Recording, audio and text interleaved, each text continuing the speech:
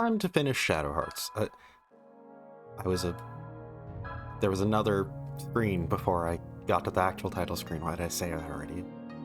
Too impatient. But time to finish Shadow Hearts. Today, we're going to be getting the bad ending.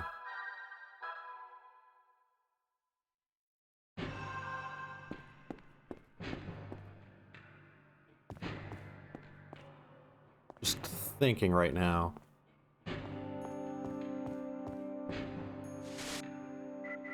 Oh yeah, good that I checked my inventory, my menu like that, because, oh boy, I need to heal.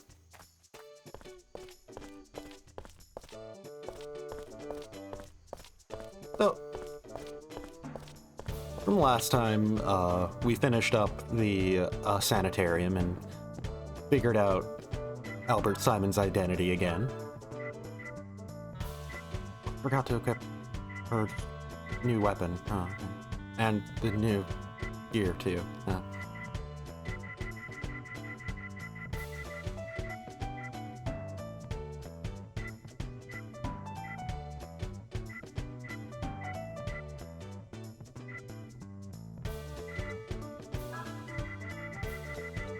Yeah, I should get more of these instead of the ones that heal everything else.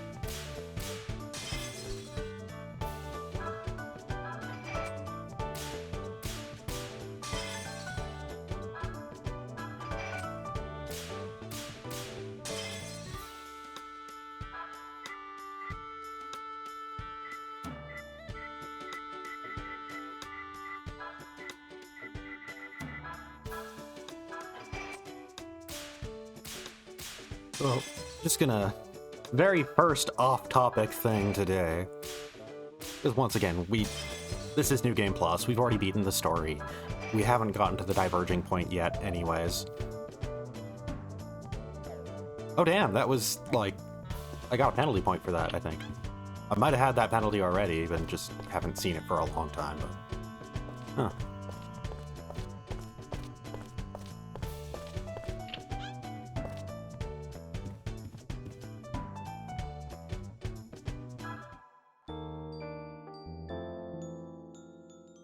But yeah, first off-topic thing today. No,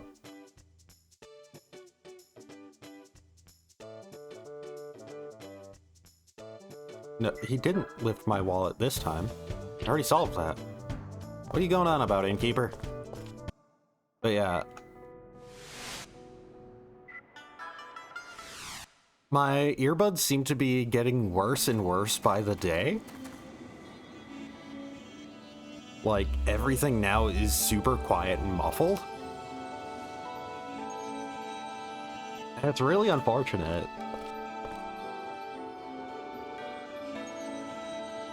I'm getting to the point to where, like, I'm gonna have to hunt down some, like, replacement earbuds just to be able to hear anything. Because these are giving out very quickly. What doesn't help is also that for me, like,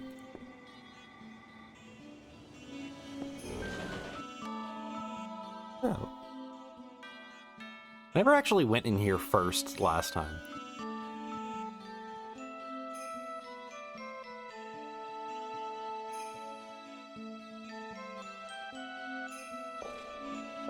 But yeah, with...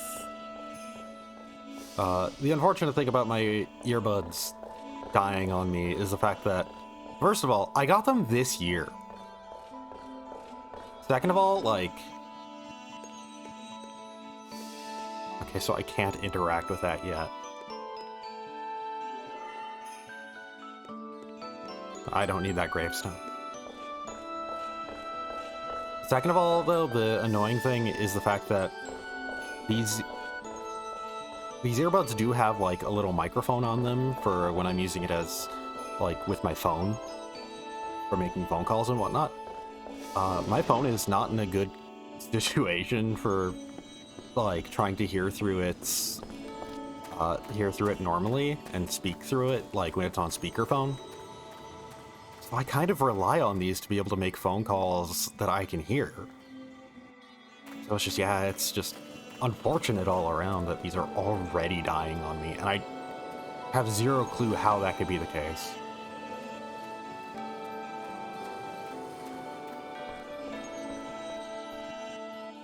Guessing just incredibly bad luck.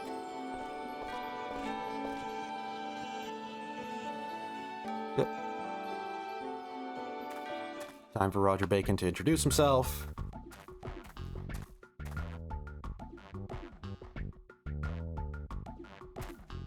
I do still kind of find Strange Creature to be a funny thing to introduce it with.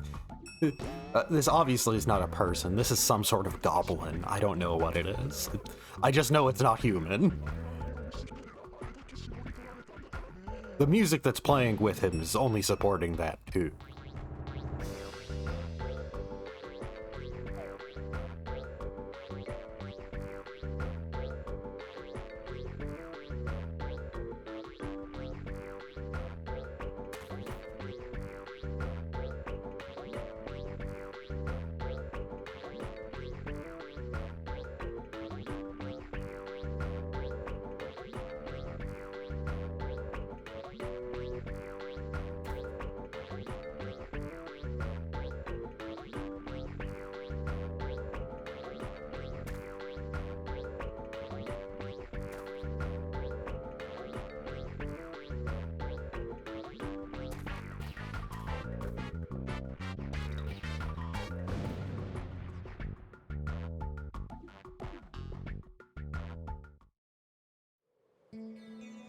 I'm just right now I'm not really talking just because I'm just thinking.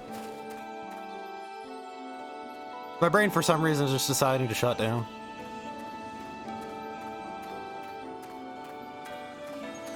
Mainly because of just how muffled all the audio is. That's I have to turn the speaker that I'm plugging my my earbuds into pretty high up, actually.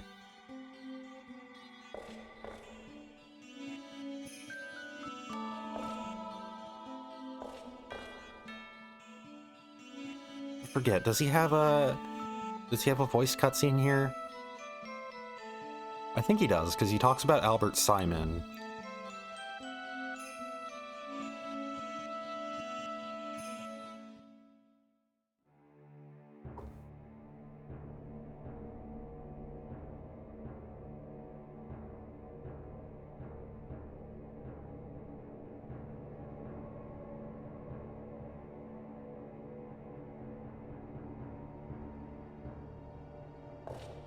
Yeah, after this sequence of cutscenes, we're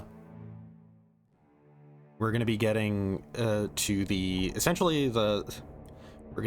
penultimate dungeon, and then the final dungeon, and then it's basically a question if I want to go do any of the side content to grab anything for anybody.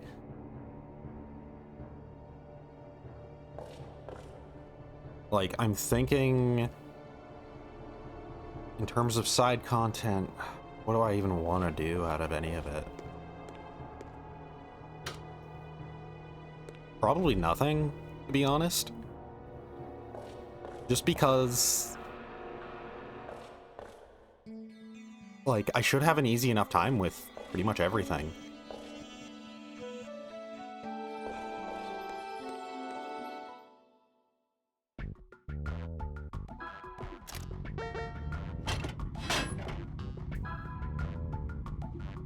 Okay, time to just gear up everybody again. Wait, how could I have gotten a penalty point if I... That's only if I can't afford it. Oh, debate. Okay, so I had a penalty point beforehand, okay.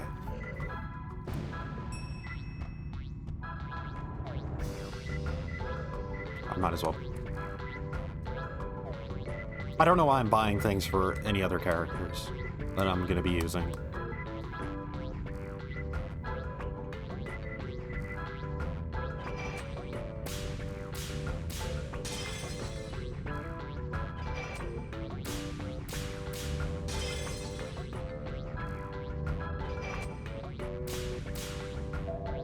Dang it.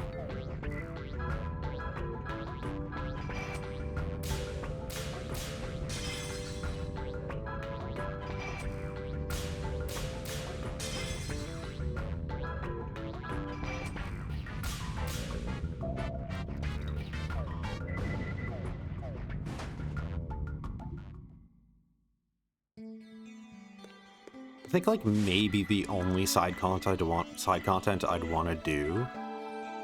Side cont? That's got a bad mouthfeel. The only side content that I'd want to do is maybe the dollhouse, just to get the additional crucifix, so I can at least have 2 characters immune to status ailments.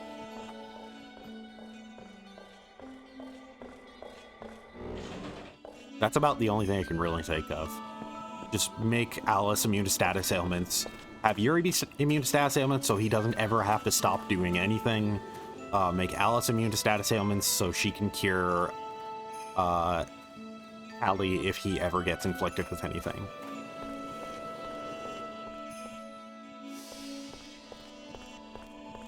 Allie might have every now and then have to stop doing what he's doing, but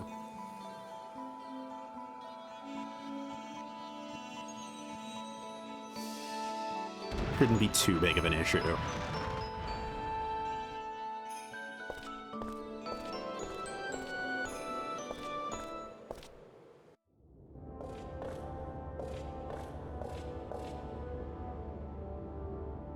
So, gonna come up to the point of no return for the good end and bad end cutoff. We got the good end the first time, so yeah, as mentioned, this is gonna be for the bad ending.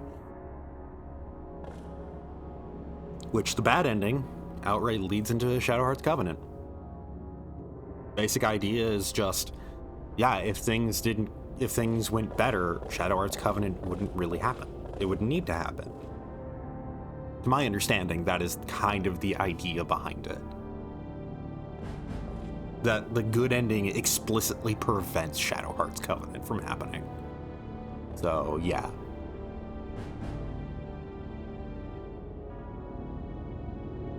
And with how the good ending is achieved, just as a reminder, that was that you have to beat all 4 masks. I don't know if it was that you had to do it in a specific order, or if just that the order is, you know, how you pull it off. Like how you're, you know, supposed to be able, how you're supposed to do it reasonably. Or if it's, you know, possible to, like, kill everything and, like, get it, like, anyways, without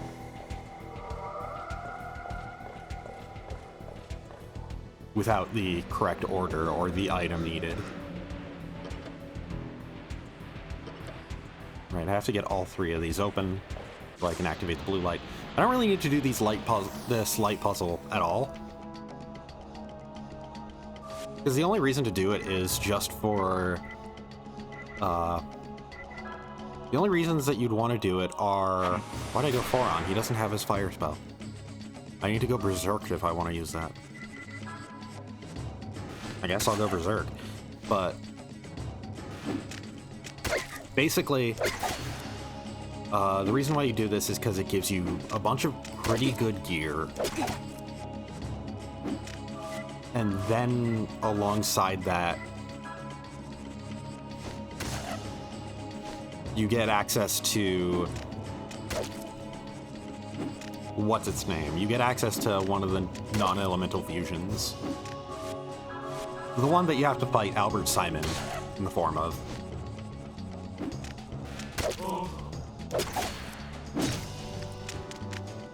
But I already have that because this is New Game Plus, and I already did everything on the first run anyways.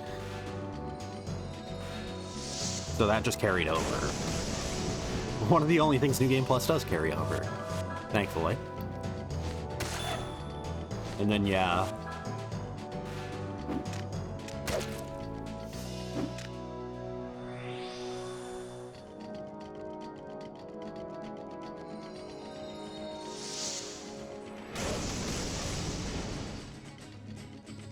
Yeah, I'm just thinking, because, like,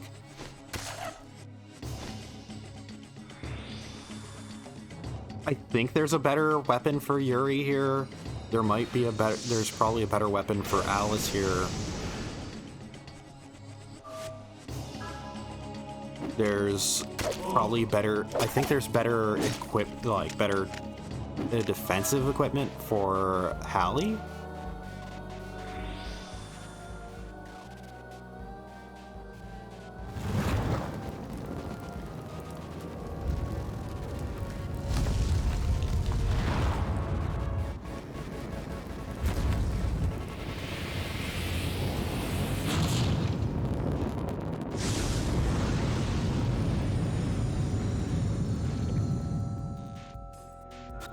There we go. God, that interlacing issue that now exists thanks to one of the updates to DCSX2. I believe I can solve this by just manipulating the treasure chests.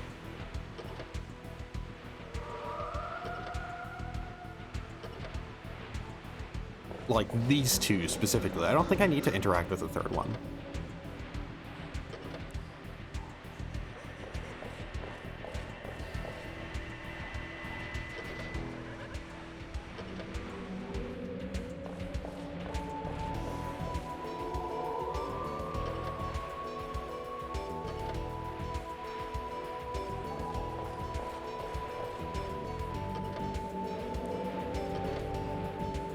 I think, yeah, I can... I'm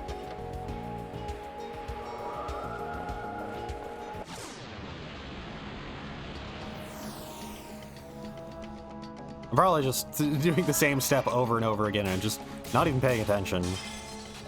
Because, to be honest, I'm not even paying attention. I'm just pressing buttons until it works. So I'm probably not noticing this is not working.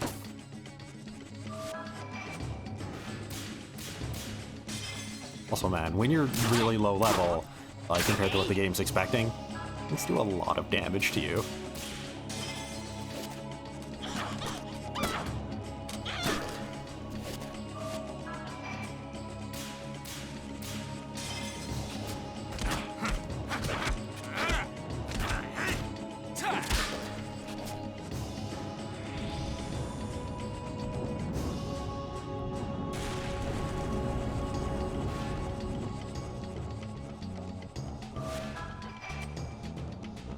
Dang it.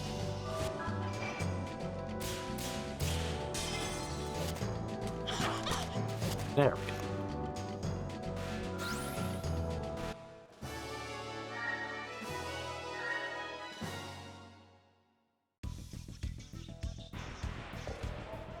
And if I close this, that's going to open the one side.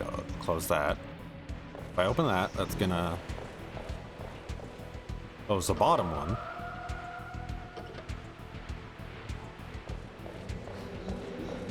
If I open this, that's gonna... Then this is gonna close the bottom one.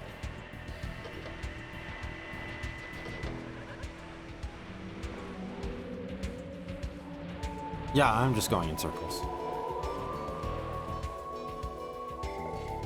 Also, I should heal.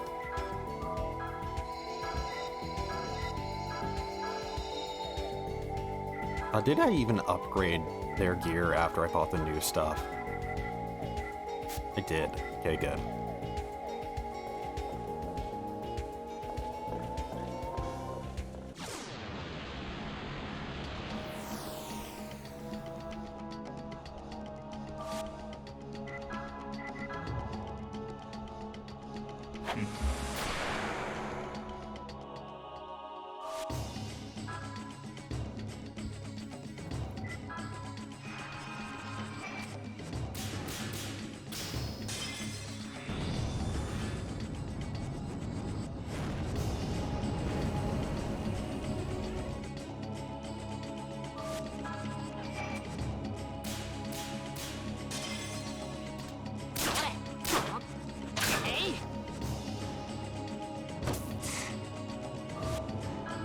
Yuri's pretty much like the only like decently strong character I have right now, and that's partially just due to the fact that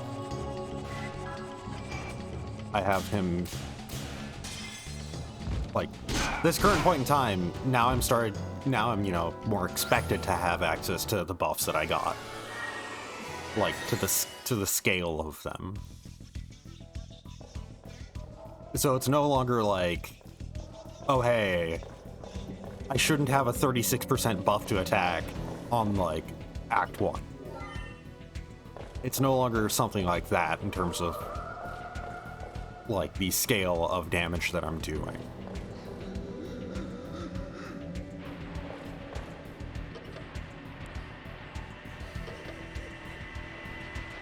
Okay, and then if I close the top one, that'll close both.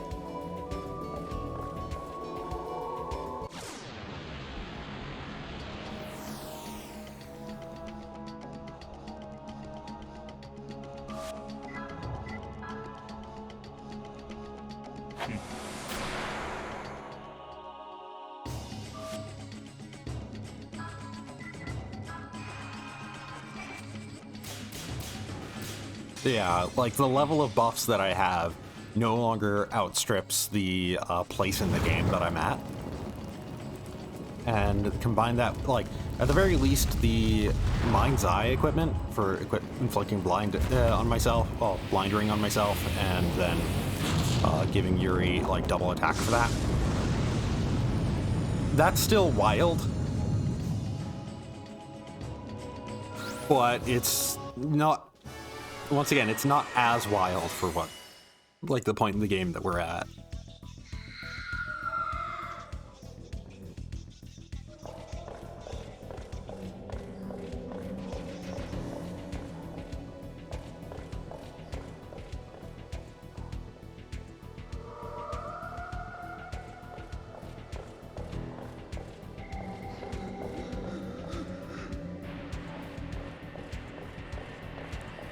Yeah, now this will close both. And if I want to open all three at once, I just flip this. There we go.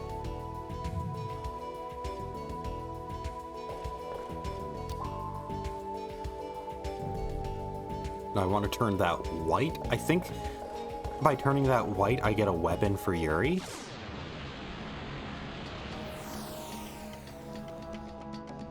At the very least, me doing this puzzle does give me some experience. It does help make up for the fact that my characters generally are kind of underleveled at the moment.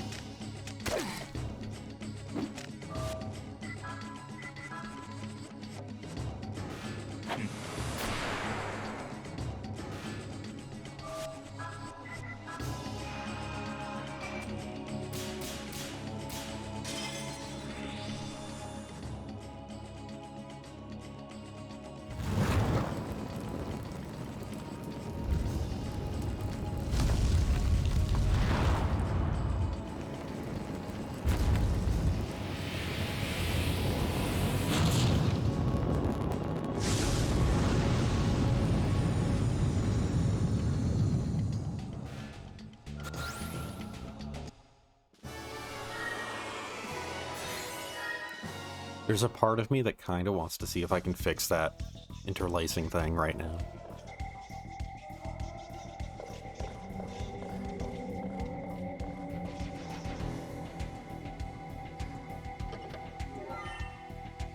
Okay, I got another Mind's Eye. I guess I could give that to Hallie, actually. His ring is honestly pretty easy. Like, let's just see.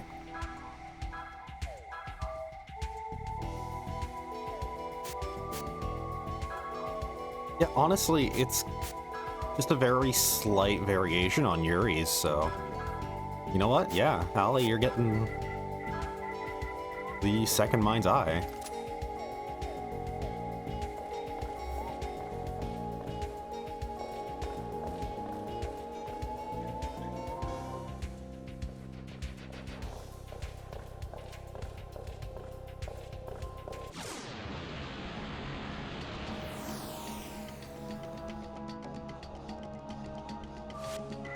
I gave that to him, and I'm not really gonna use it for a bit. It's... Maybe if things stop dying in one Hellfire.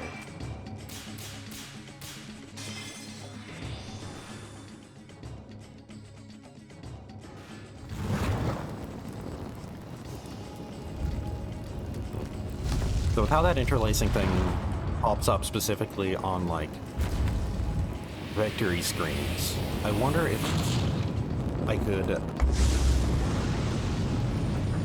So I wonder, first of all, if PCSX2 is going to show this. If it's going to be caught on... Okay, so the interlacing... Okay, good. This is shown. But here's the thing, from the more recent versions of PCSX2.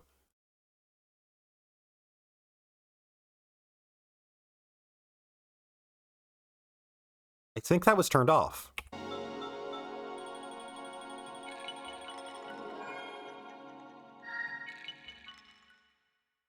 I have a no interlacing patch for this.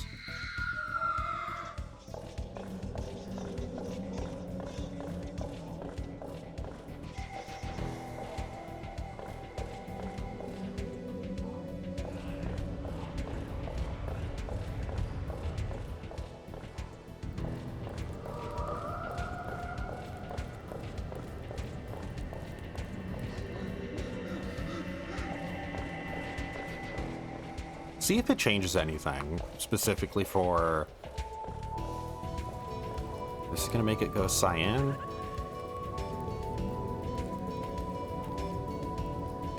And I don't think I care anymore, honestly. I'll just... I think I stopped caring about this puzzle just at that exact moment. I can get more gear. Also, the final dungeon gives me every character's penultimate gear. So, what do I care?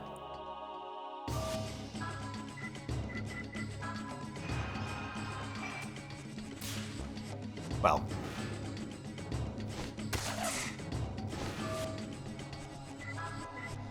Yeah, Hallie still does not have an all attack, so... Never mind. That would have been wrong no matter what. That was like... That was just me pressing the X button an extra time. Without even thinking about the ring popping up. I didn't need to have a blind ring for that to turn out poorly.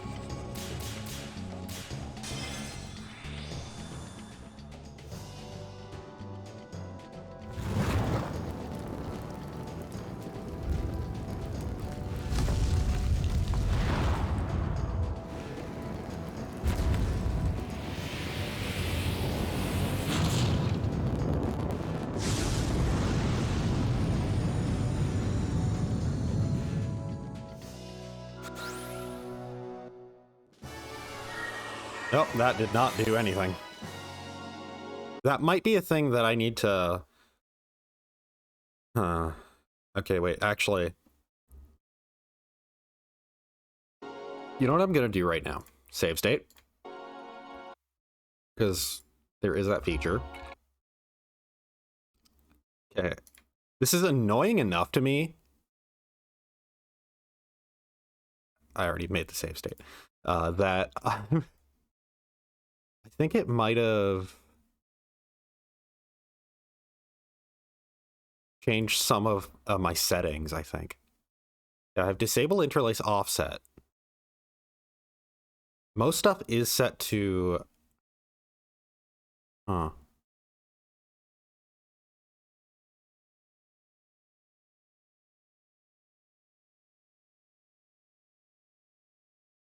Let's turn off disable interlace offset.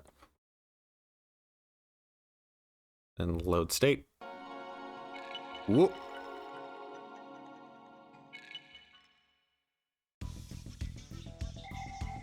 Oh, that just made the game more blurry. Let's see if I can actually just... Game properties, well, settings in here.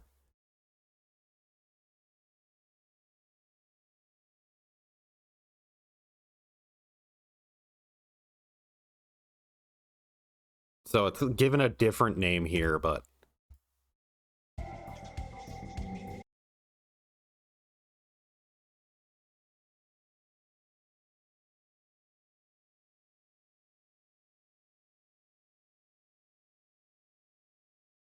Hmm.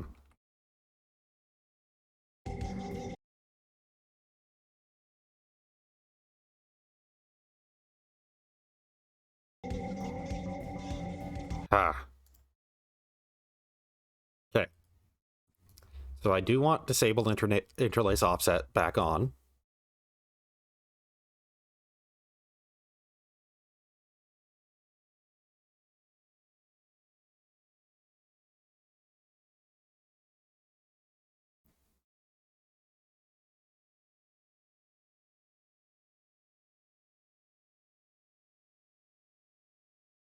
I wonder if it's...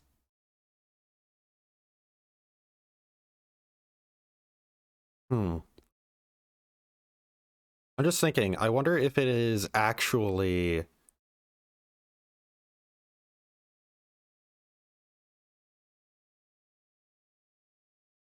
Let's disable cheats.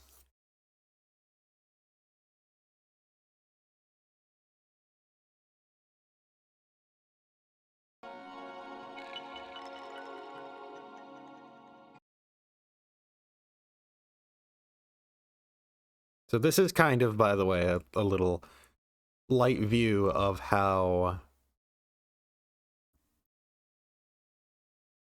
messing with this stuff works.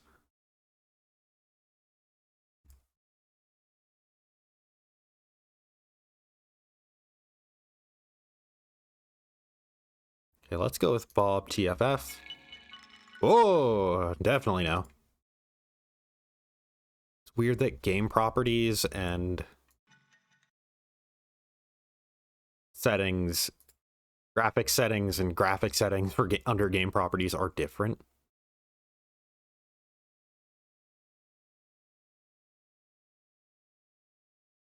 You know, let's turn on integer upscaling. Turn on weave. That at least looks a little less terrible to look at, but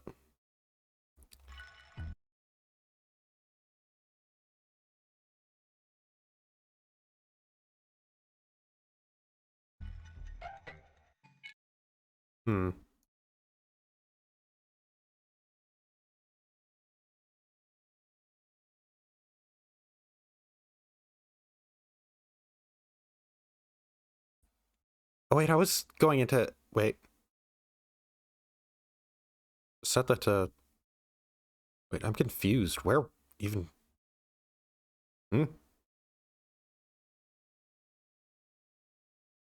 Turn on anti-blur. Under settings.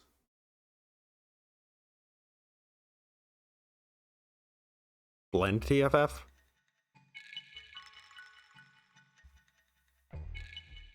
That looks better.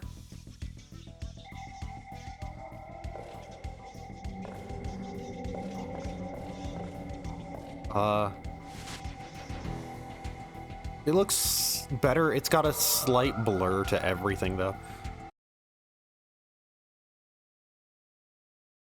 But yeah, just whatever, set it back to automatic. Default. So yeah, looks a little more crisp now. So yeah, that's the process of customizing specific game settings. I didn't really fully go through it or like actually fix anything, but that's sort of what it's like.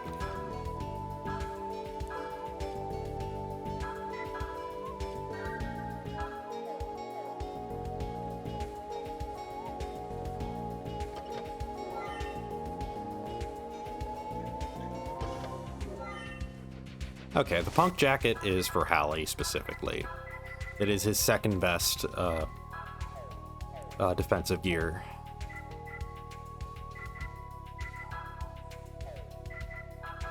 I wonder, are we at the point where I can't even use Seraphic Radiance? That's actually my biggest sign that I need to gain some levels, is I need to be able to use Seraphic Radiance.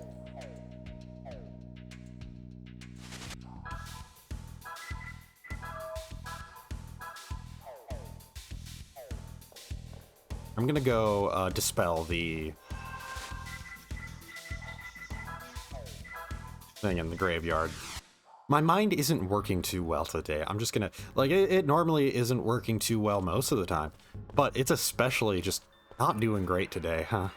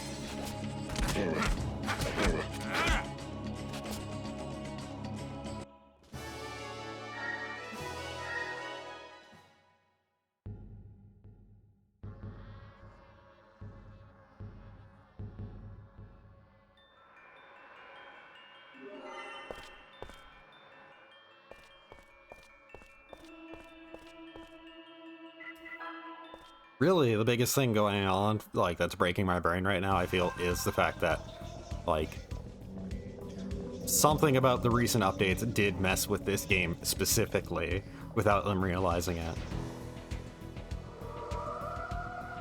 Shadow Hearts Covenant works better now. Shadow Hearts Covenant works perfectly fine now, but Shadow Hearts 1, the confusing, this is kind of a PS1 game, now works not as good.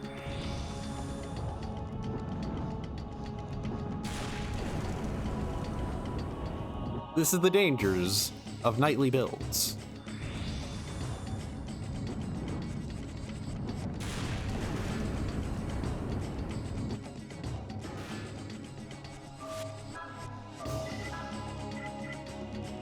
Due to the fact they're using fire element spells, they're probably fire, so.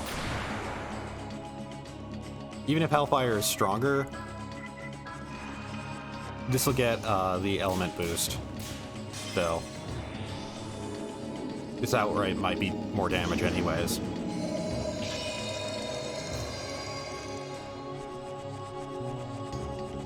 No, it wasn't.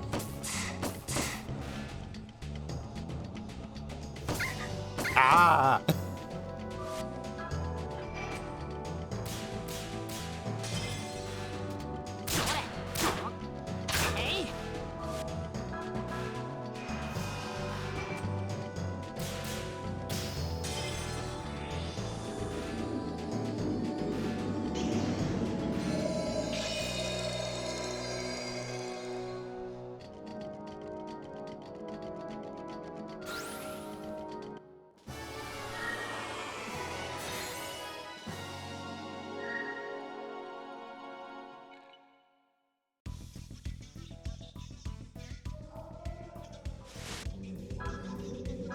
I will say, I do have a decent amount of faith that, like,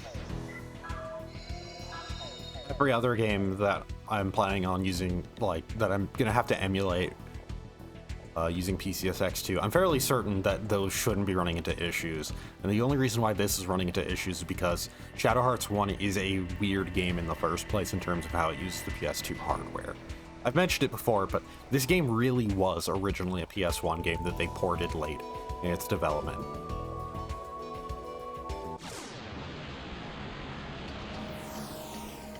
So as a result, it kind of is weird in terms of just how it uses the hardware. So there's probably, with regards to emulating it, there probably is a lot of just weird little aspects that are, like, you wouldn't realize that changing this to make other games look better would have an effect on this game, sort of thing.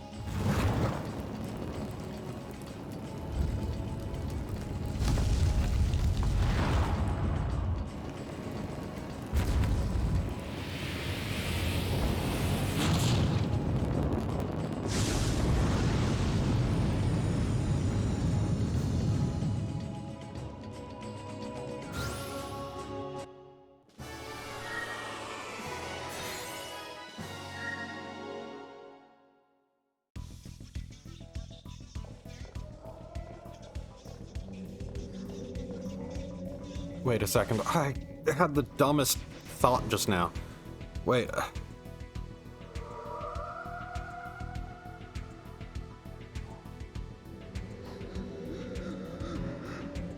Folders.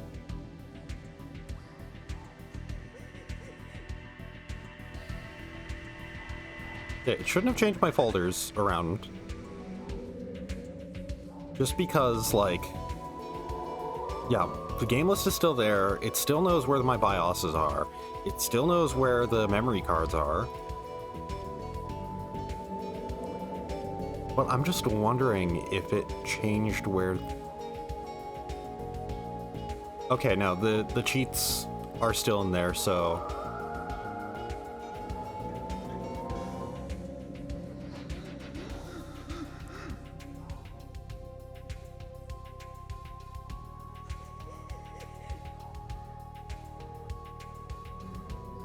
Go back to properties for...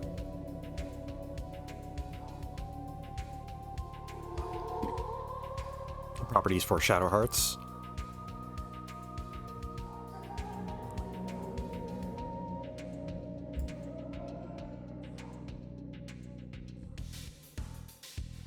Let's turn enable cheats back to on for this game.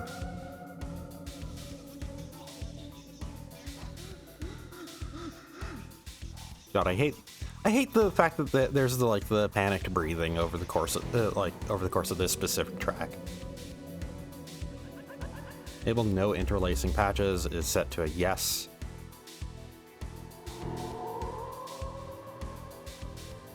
Reload cheats and patches. Just...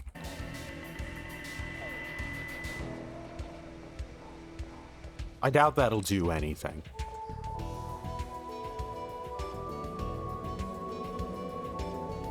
Me messing with the settings is how this is going to somehow turn into a 4-hour stream.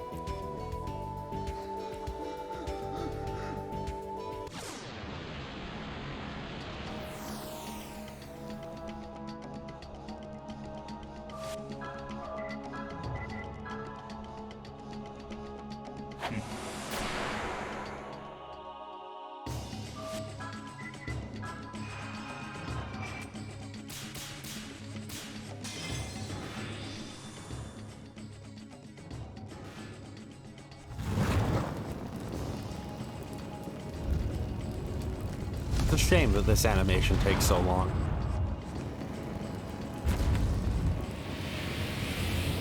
It's like, it's neat the first time. Then the second time, it's like, man, this takes forever. This takes 5 days.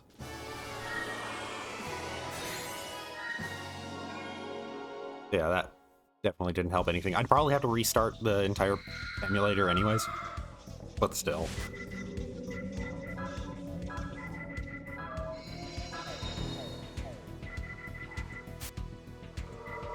Just gonna go into options and see quickly.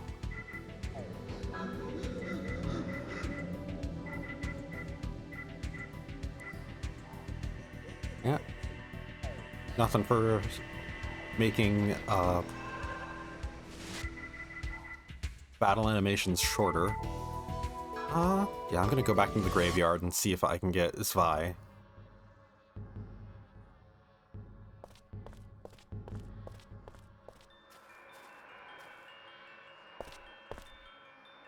So I think it's that and one of the broken masks that are the only enemies I have not actually seen in the game.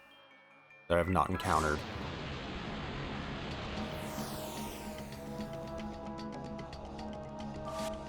Yeah, here's Gus Zwei.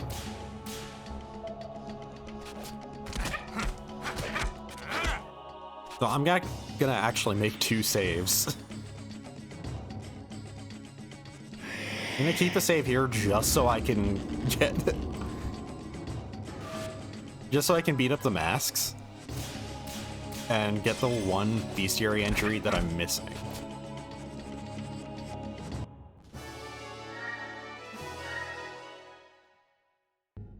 So I can actually see what the reward for getting every enemy entry in the game is.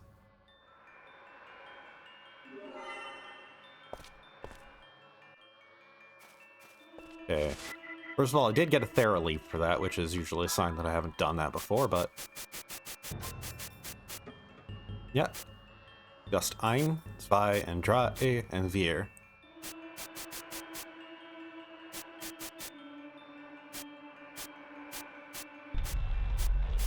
Oh! I'm missing a thing. I really... honestly, actually, do I really care? Completely honest, do I actually care at this point? Here, Shadow Hearts complete library reward.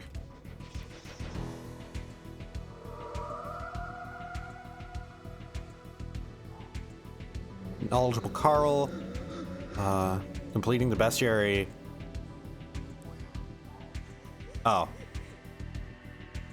You get Black Silk Panties, which reduce special damage by 50% for women only. That's it. Well.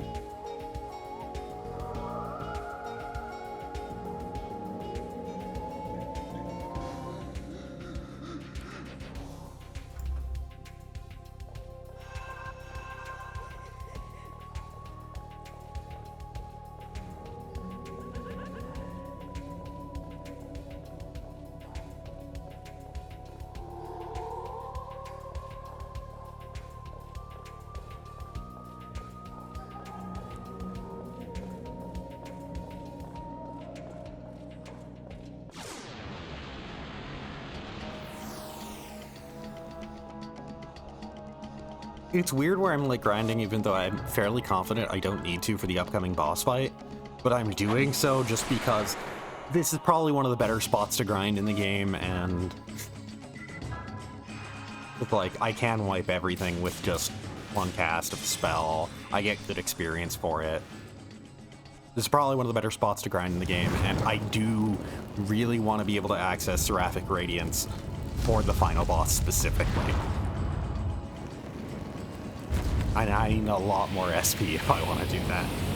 Like, I'm genuinely approaching the point of, like, maybe I actually won't be able to use Seraphic Radiance. Like, maybe I'm way too far away in terms of SP.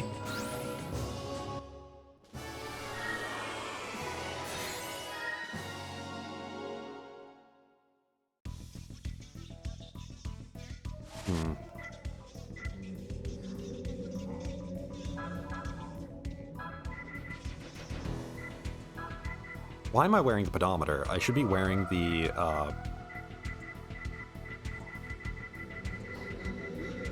Berserk earrings that I have set to... that I have equipped to, what's his name? Keith. You know, the Berserker earrings are currently equipped to Keith, so... can't actually equip them to Yuri, huh? I forgot about that. Forgot that I had them equipped to him.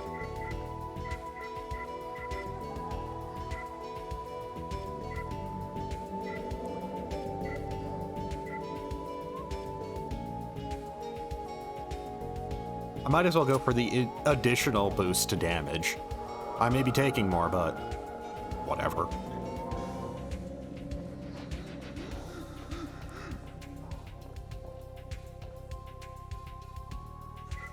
Alright, let's go. So I might as well say, this is not actually technically the cutoff point for the bad ending and the good ending. It's technically when you go into the final dungeon. It is specifically that, because there's the cutscene where everybody goes to sleep first. That cutscene is the cutoff point. So I could do this boss fight and then still encounter the masks afterwards.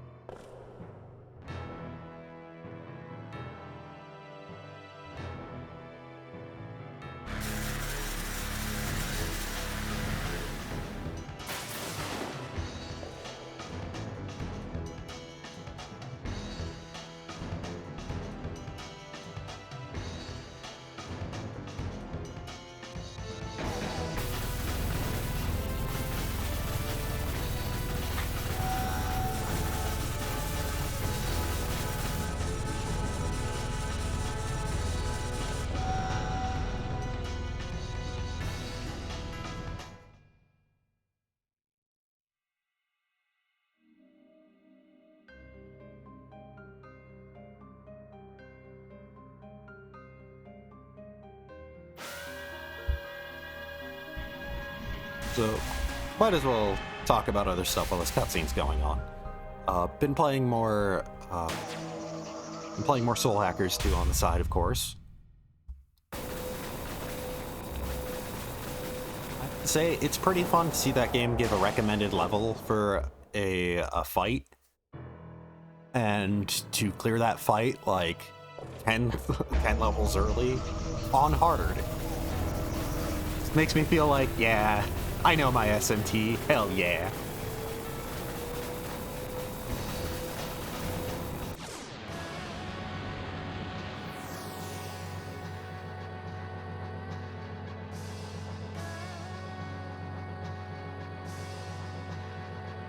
Okay.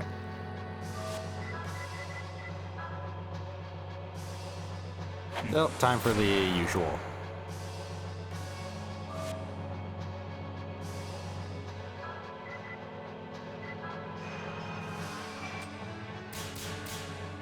Damn it. Time for the usual. Failing.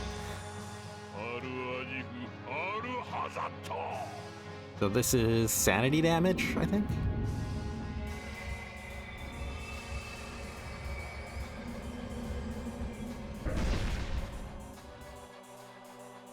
Yeah, it halves everybody's sanity and does a bit of damage. Yuri's probably the biggest priority, keep his sanity high. I might as well get this out of the way while I'm just waiting on buffing everybody up.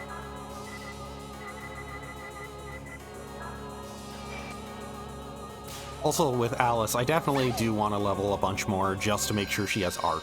That's the entire reason to use her. Full party, full heal. There we go. Almost missed it too, because my thumb felt like it seized up for just absolute, like, just a frame.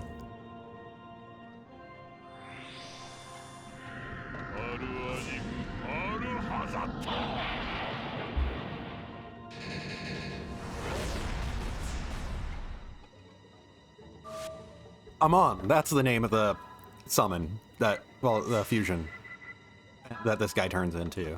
I finally figured it out after seeing it in a menu and not realizing and recognizing that I saw it.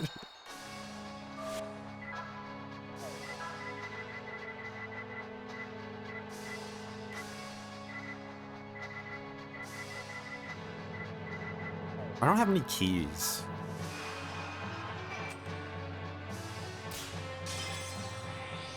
I'm just thinking, like, I probably have enough for the final boss.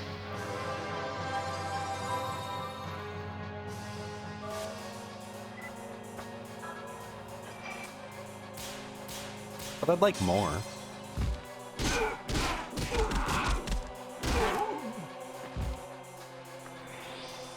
So like 800 damage in one turn.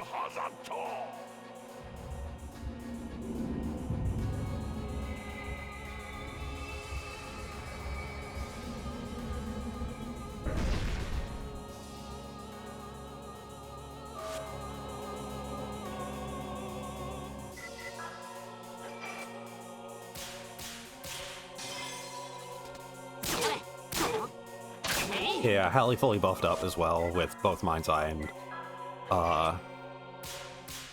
the 36% physical attack boost is doing solid physical damage as well. He is almost about to shift into his phase 2. Key thing though is still just keeping Yuri alive. Hallie helps, but Yuri is outright necessary. Oh, I might... I wonder if it's possible to skip him transforming into Amon.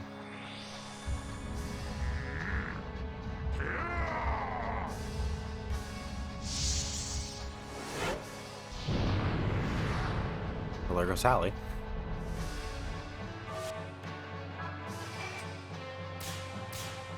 Yeah, I think he's actually low on health as Amon.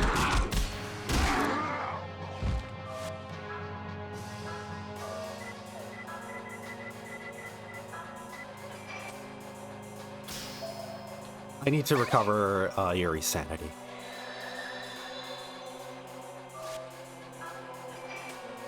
Hallie's no longer buffed, but the Mind's Eye, yeah, it'll still make up for that.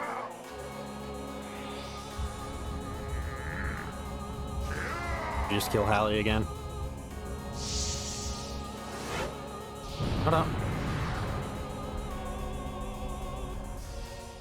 But Yuri's still up. He's still got fight in him. This should be it. No. God, at this point, yeah, it's better just use the Terra Root. At this point... Okay.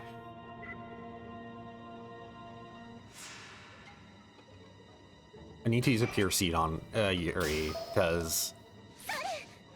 Otherwise, when it comes around to his turn, he's just gonna go Berserk and probably kill my party. And I do need to heal him. I don't want to risk this fight right now on just, well, if I swing in with Hallie.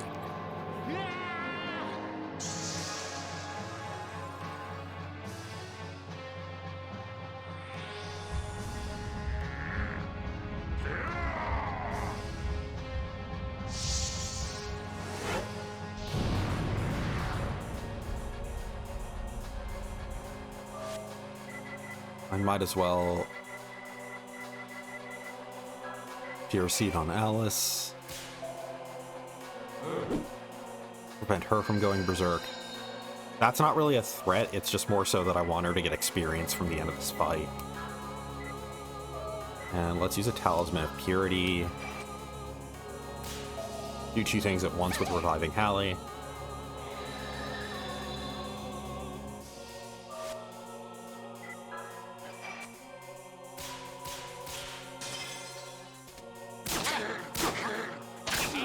Yeah, if I tried to swing in with Hallie, I'd have been just dead.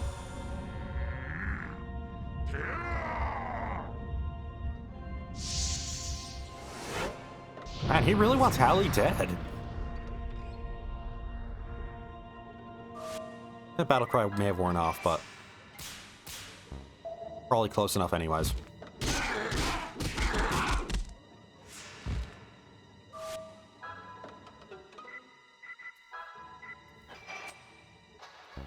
Damn it. Hallie is not alive, therefore he finally does a second move.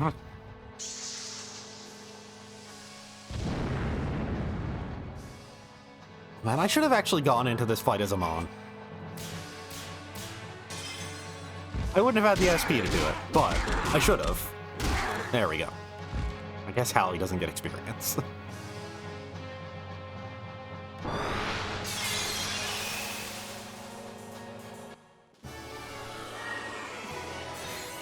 There we go, learned Arc.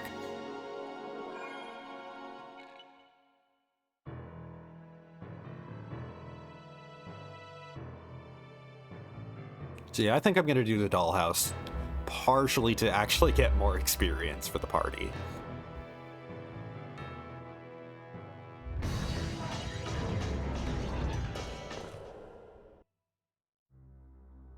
And just skip that.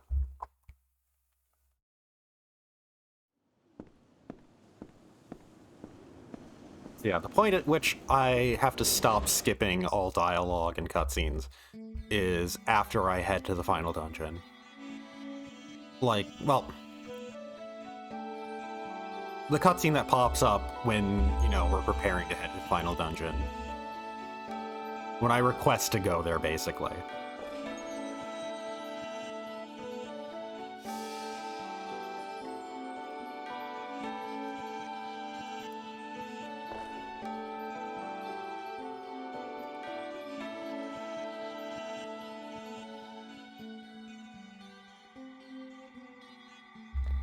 Yeah, with the whole SMT thing that I mentioned about, you know, playing Soul Hackers too. I think I mentioned it before, but I am planning on eventually doing the Digital Devil Saga games on stream. I really like, you know, Press Turn Combat. They were pseudo sequels to Nocturne, a game I liked a lot, so. And, you know, never played them, so might as well.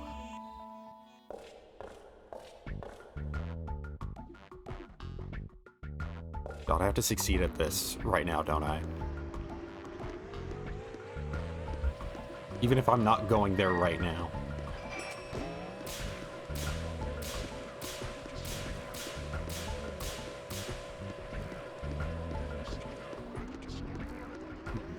Do I want to get Yuri's ultimate weapon again? Speed ring 10, but also...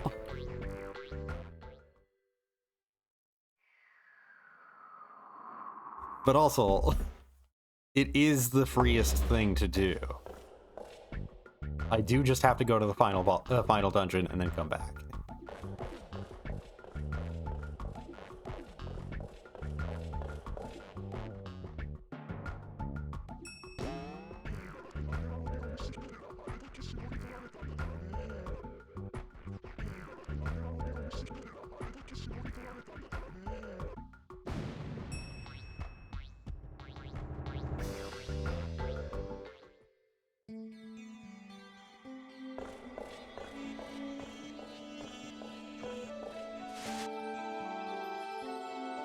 Yeah. Now to go get Hallie back.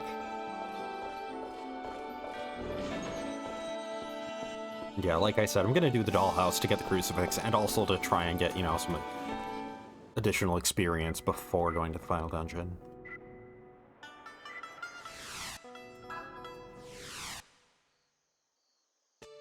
To get to the dollhouse, what I have to do is I have to go back to Prague.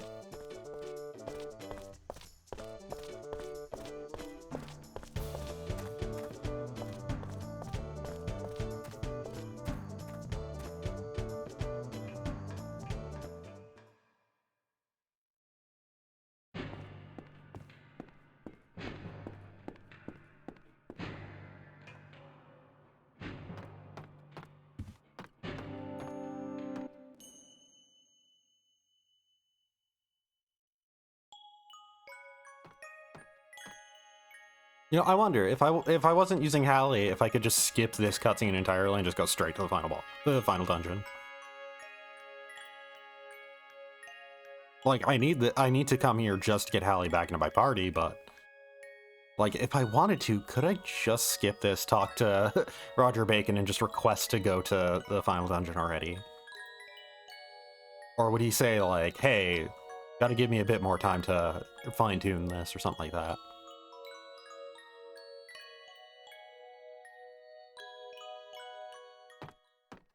I forget if he even did that on my first run through.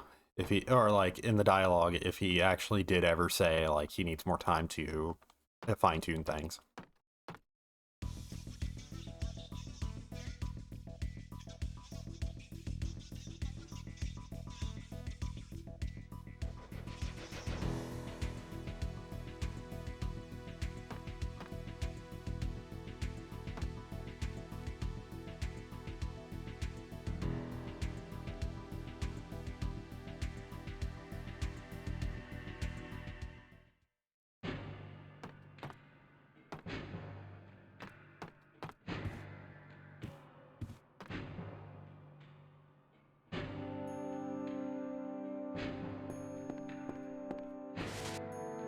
Okay, I just put Hallie back in my party once I saw that cutscene anyways.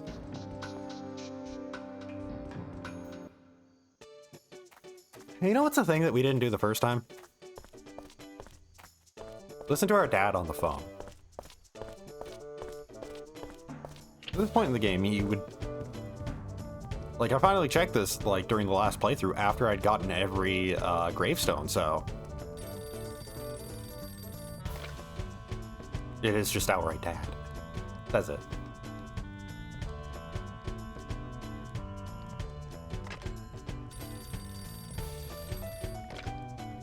Oh!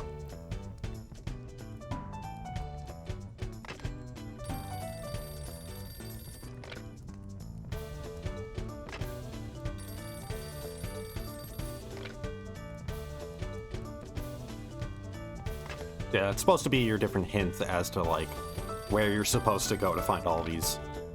Oh, I skipped that. Oh, I skipped it again.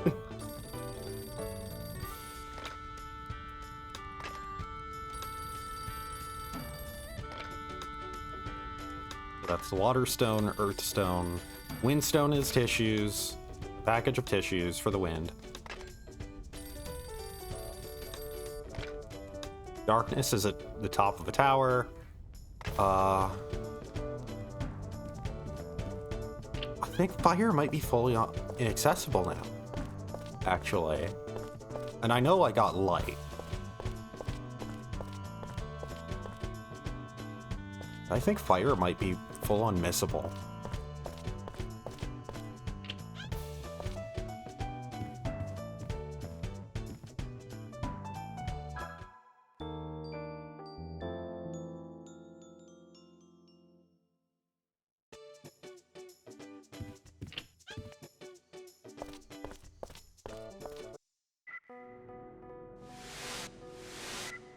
Oh, back to Prague. Get the request to go check out the dollhouse.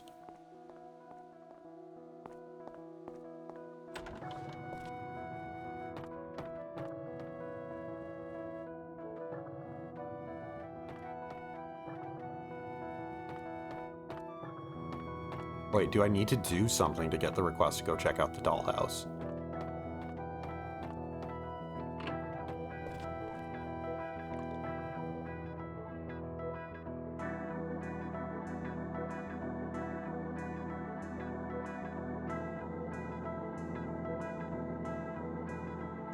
Well, I don't have any tissues, so tough luck.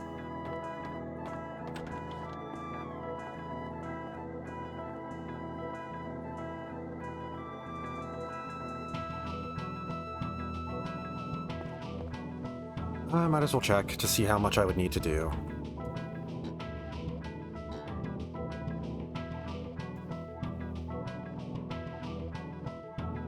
I have to have Alice in the active party. But I do.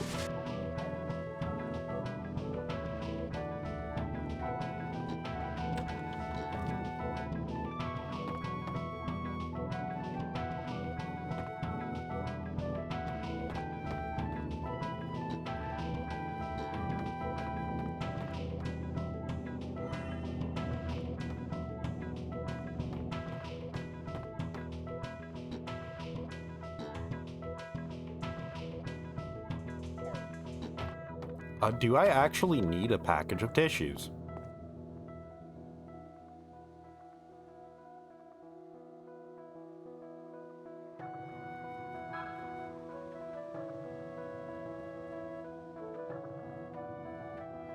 Okay, so the challenge here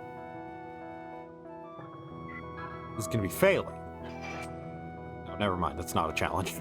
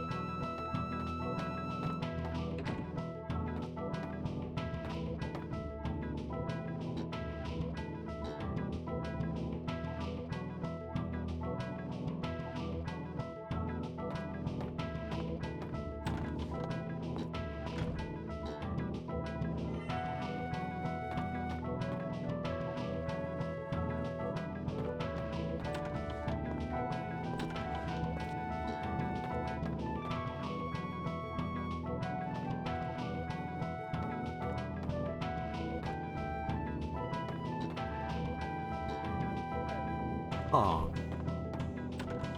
He's supposed to pop up in the pub. Yeah, it's after the float has risen, which has happened.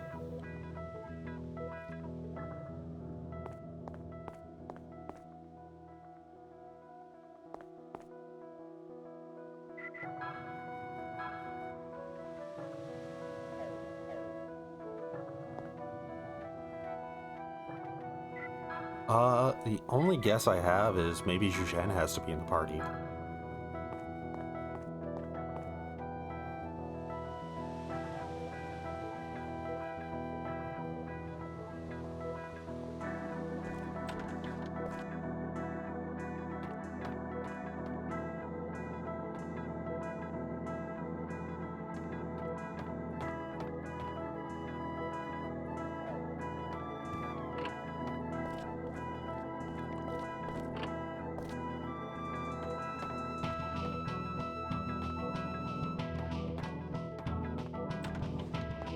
Oh, that's really strange.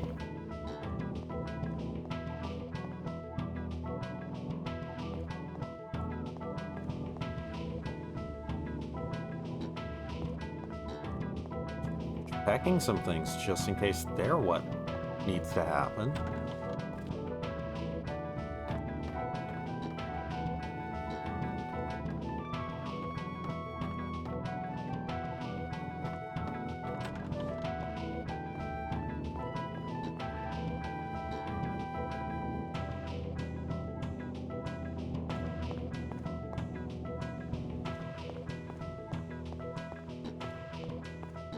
Wait, what was your name?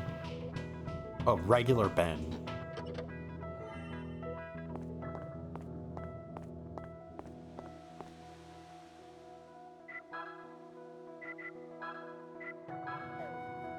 Wait, no, not Keith.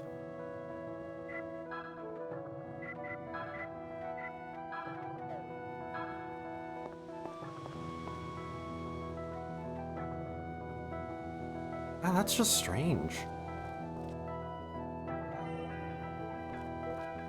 I guess I'm not doing the dollhouse.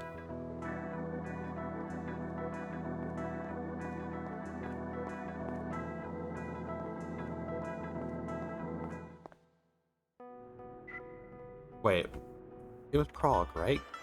Yeah, visit Prague with Alice in the active party. Speak to Runaway Ewan in the pub.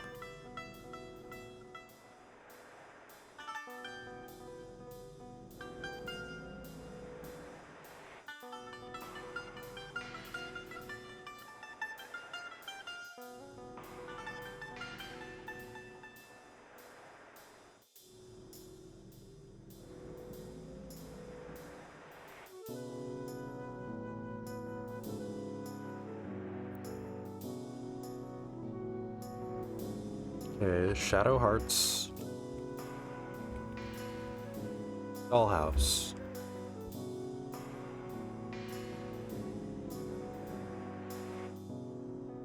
No, that is...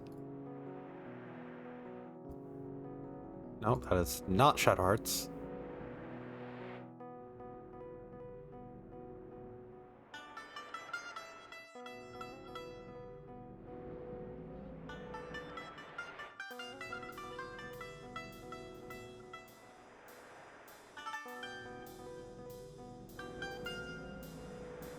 Oh, apparently there's... If we return to Kodelka's cell in the sanitarium, there would have been a thing to get for Keith. Which apparently it's like, well, it exists. In terms of how good it is.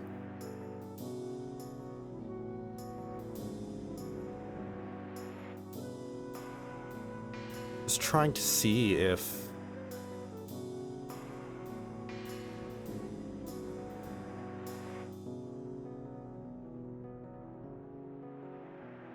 There's an, I'm tracking I'm tracking a screenshot LP outright, just like I did this, but like was there anything else that because I what?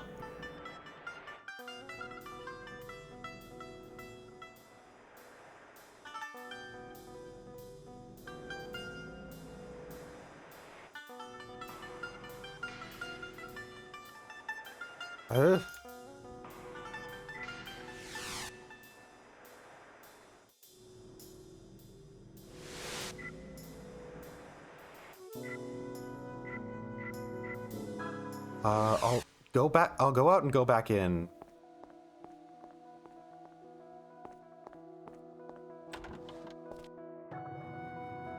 There we go. That was weird. I'm guessing I did actually have to get the air gravestone. And that I just needed to reset the town state by leaving and then entering again.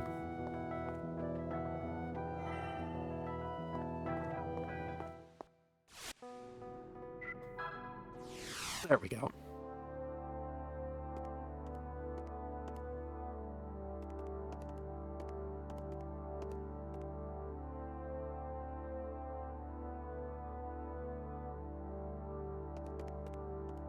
Okay, so knowing,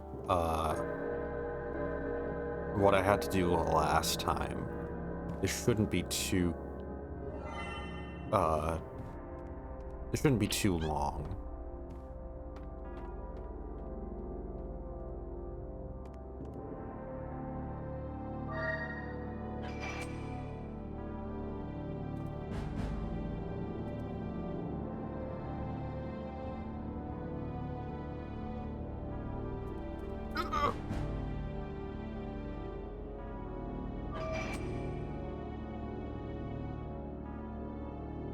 I'm getting there.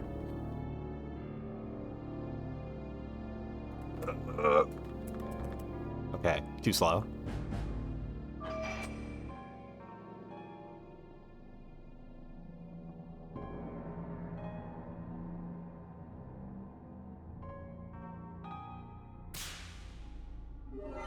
There we go, storeroom key.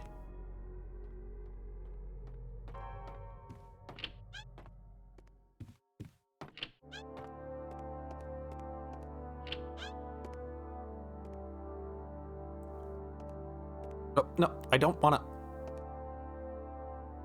There we go.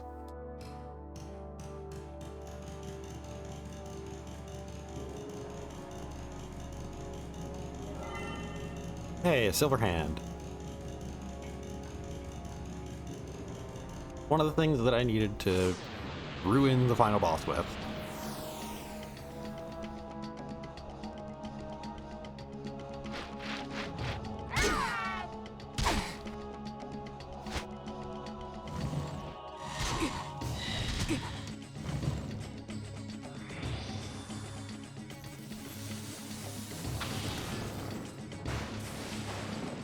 Fairly slow, given that everything's getting in action before we are.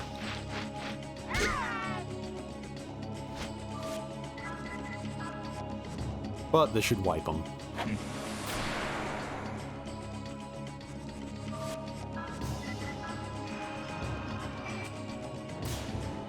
Never mind.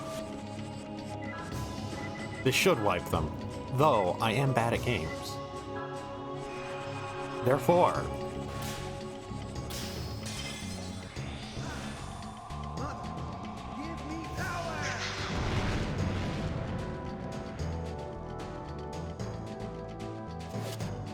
Yeah, you get him, Alice.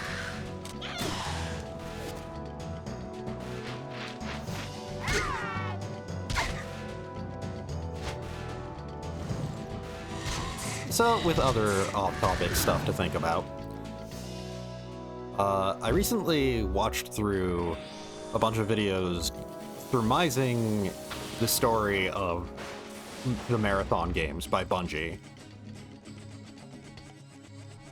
And I feel like maybe that's part of why I'm having such a hard time thinking today. I'm just gonna... I was gonna run, but... I guess not. I'm gonna run because I don't have enough sanity to transform again. But yeah. I feel like maybe, like, my mind is expanded and... it just needs time to adapt to everything I learned, because good god, turns out Marathon, which wasn't too far after Doom, went extraordinarily wild in terms of every aspect of its story.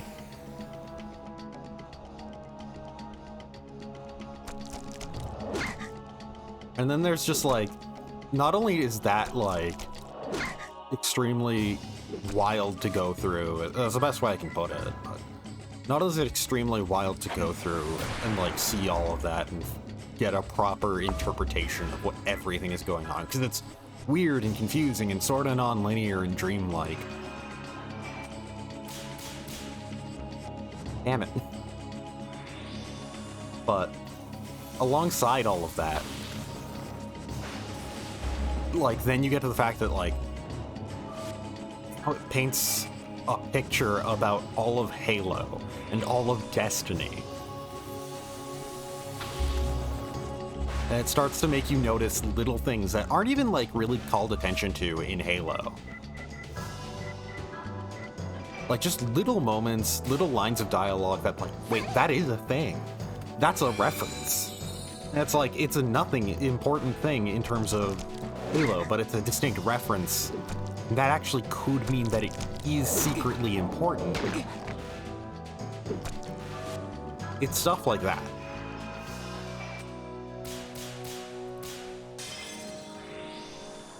Like, genuinely, the best way I can sum it up is the feeling that I had afterwards made me feel like, so there's the whole Bloodborne thing, and Bloodborne sums up, you know, getting knowledge beyond, like, gaining insight into the way of reality and whatnot beyond normal human, beyond the normal human nature and whatnot, beyond what humans are meant to know, is generally referred to as gaining eyes on the inside.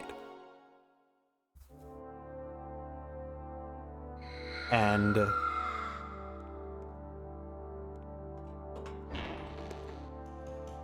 after, like, legitimately, like, it finishing, like, those videos and getting that full summary of the story of Marathon, the Marathon trilogy, felt like I gained eyes on the inside, especially because what then followed was, like, looking at literally anything in Halo and realizing what's behind all of it.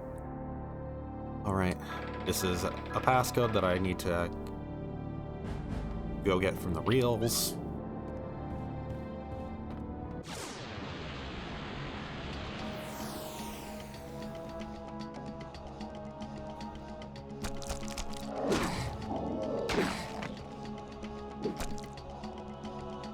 So yeah, just like suddenly having gained that insight, having gained eyes on the inside, as it were, that I now see everything in Halo in a completely different light, as if I've now been exposed to some sort of truth behind everything.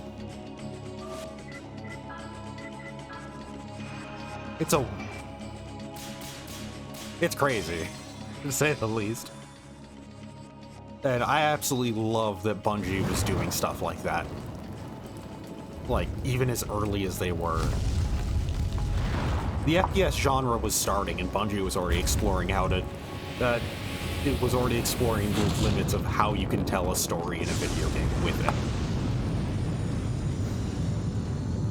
Because, like... It also gets into exploring aspects of meta-narrative, how gameplay and the game creators, their relationship with the player. And once again, it's the fact that it's doing this stuff so early with a genre that was just made.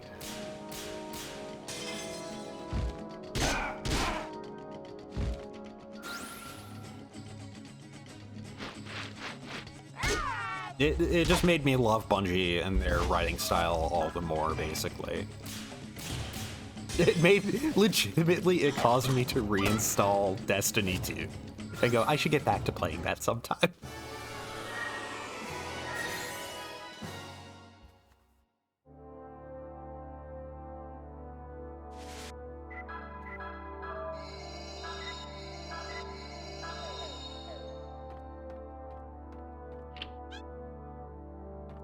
Which also, I was reminded that my current loadout in Destiny 2 is the Halo 5 it's December 24th, so 12/24. But yeah.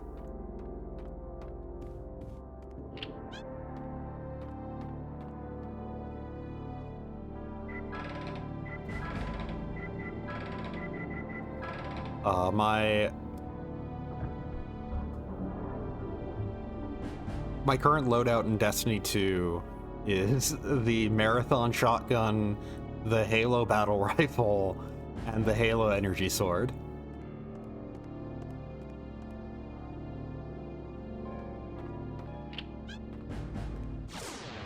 And I definitely need to get the Halo pistol. Well, the Halo Magnum, specifically. That thing ain't no pistol. The Halo 1 pistol.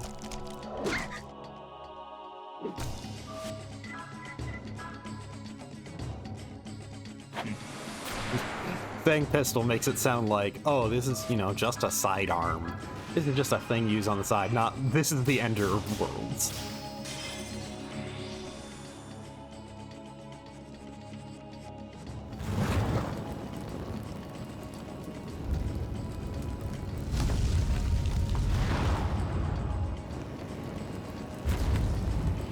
Watching that did make me happy that I'm getting back into the swing of playing Halo stuff as well.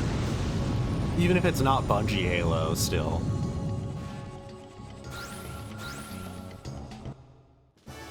It did also make me realize I didn't find all of the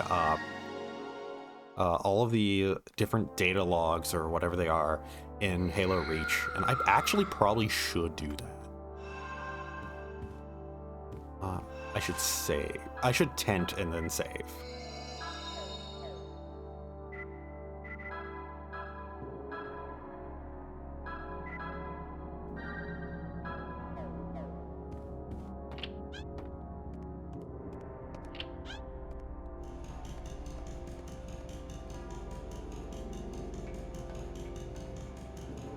Also, didn't comment on it.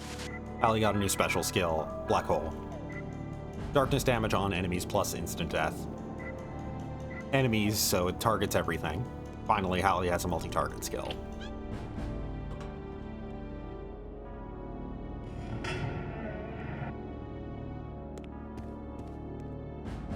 Here's our second crucifix.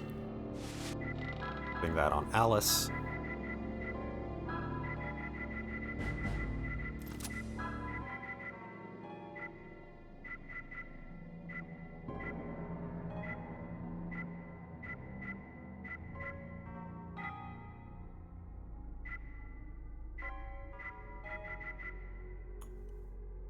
I could go for that pretty big boost to special attack power. That she can't use right now, but... well, she can. I guess.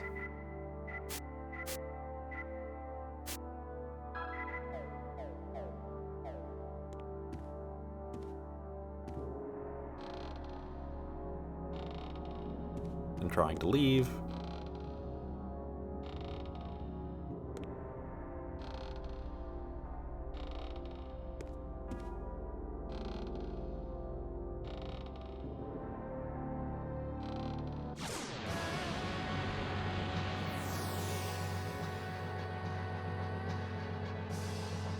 Time for Orb Chaos.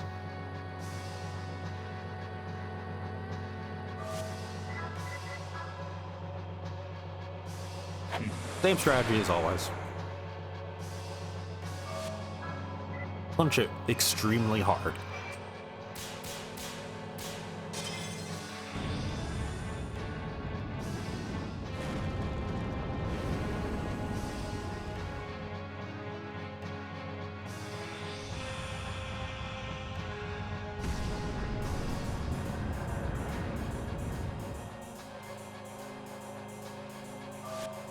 Yeah, you got physical defense up. I don't really care.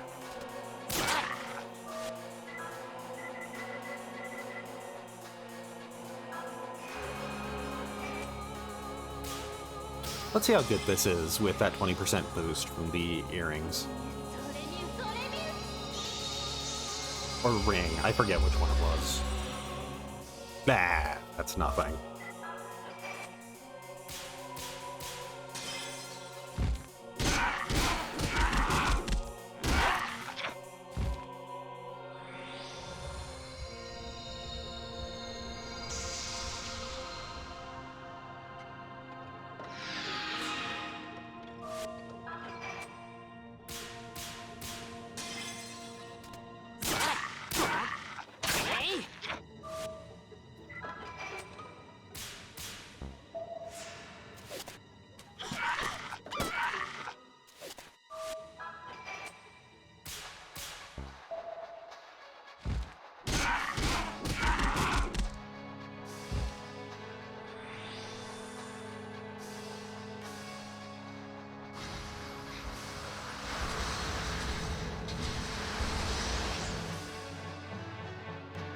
Well, good thing I had those two crucifixes.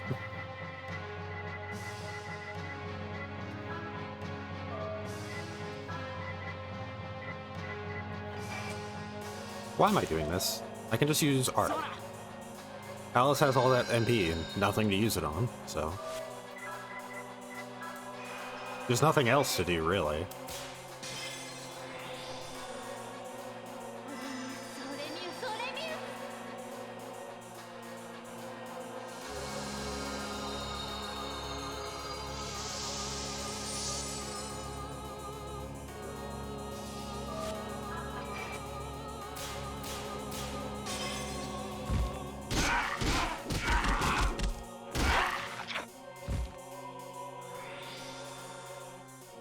Did I mention it the first time that, like, with it saying expression, it's not meaning, like, a facial expression? I don't think it is.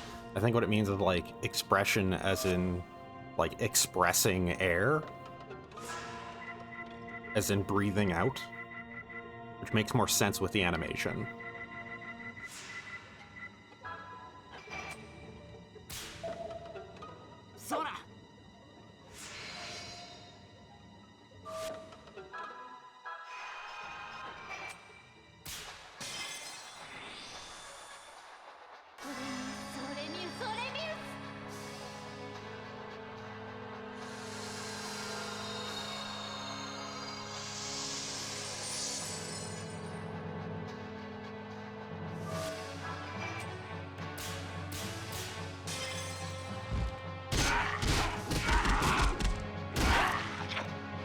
So far, so good in terms of damage, at the very least. And Arc basically means that, like, it can't really damage us effectively.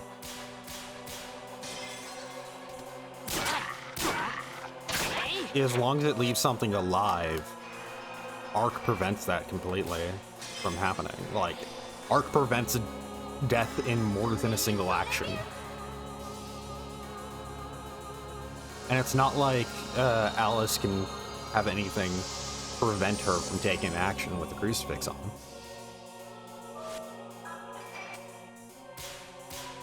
The only thing I need to look out for is just making sure she doesn't run out of MP.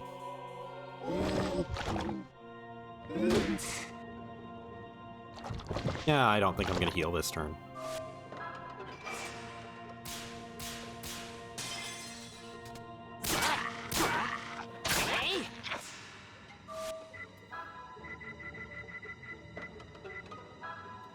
I do need to buy a bunch more items for every sort of recovery, though.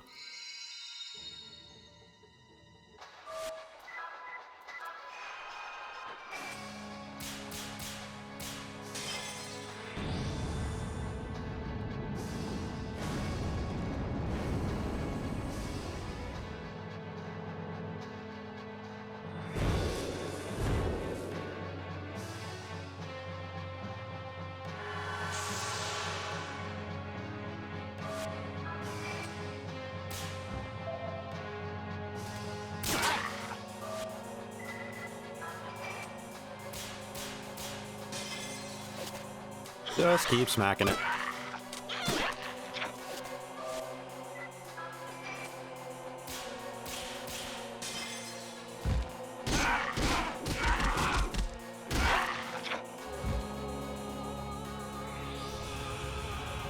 This is gonna boost its special attack.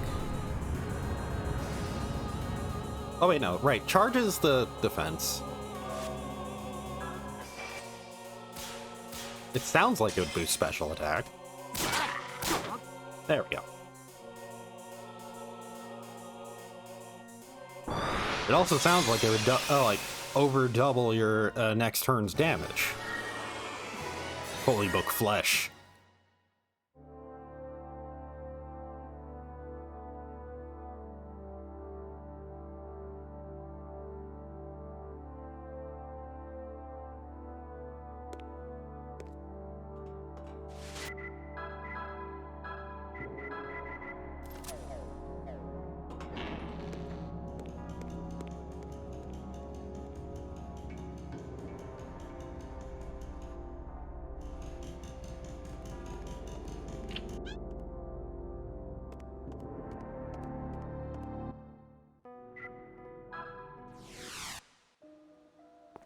And time to just head back to Prague just for a bit of, what's the term?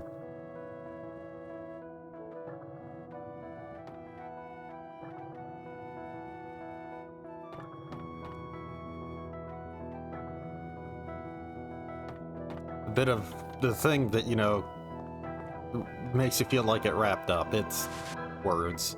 Like I said, I experienced the story of Marathon last night.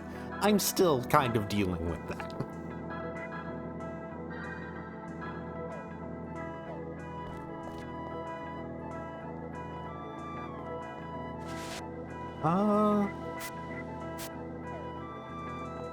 I'm just gonna go for it.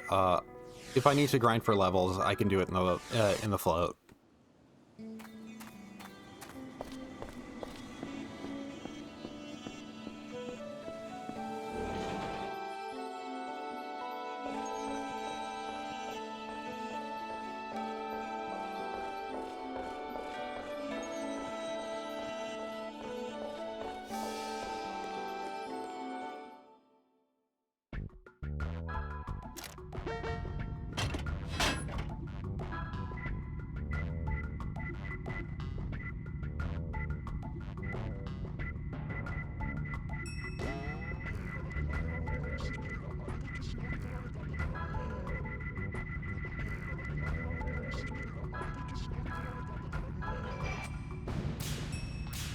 I won't go for too many. Well, I only have 3 discounts.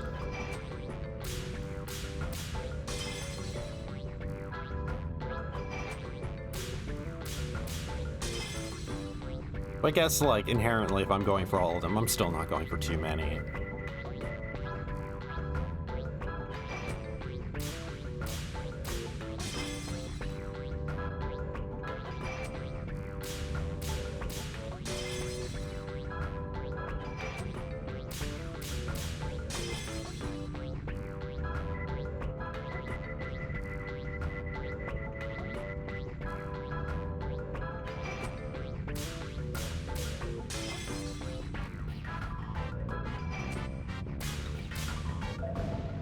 Yeah, whatever. I do have enough talismans. Might as well buy a couple of soul benedictions.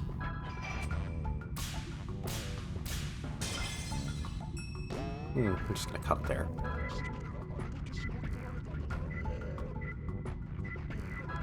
Might as well buy a few tents.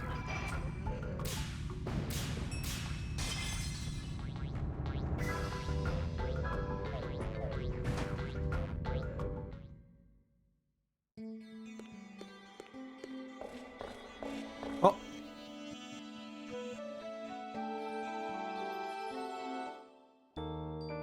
Time for cutscenes I can't skip. Because they might have different dialogue. And this is definitely going to have different dialogue right now.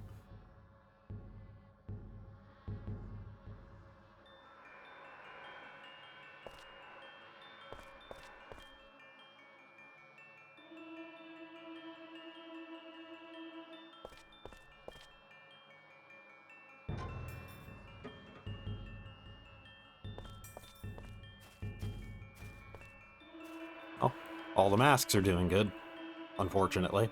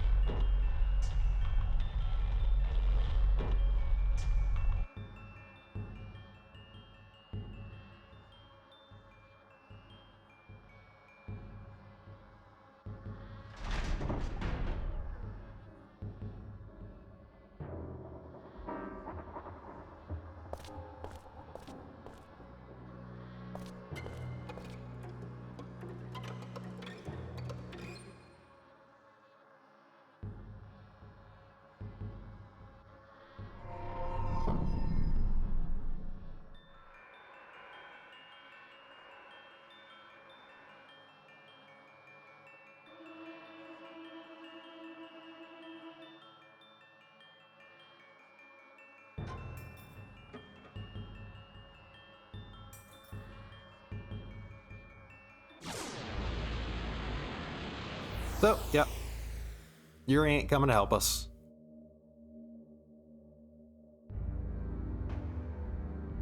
Presumably he ain't. He's not even aware anything's going on.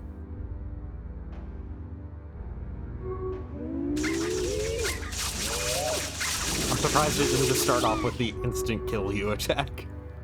The attack that just wins the fight instantly.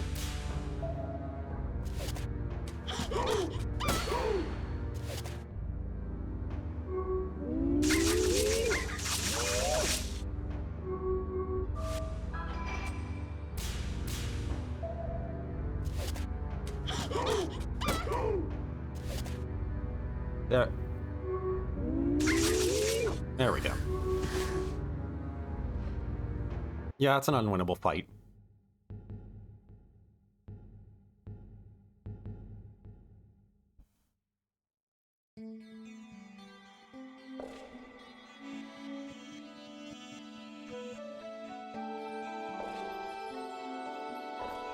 So, Alice remains in our party, but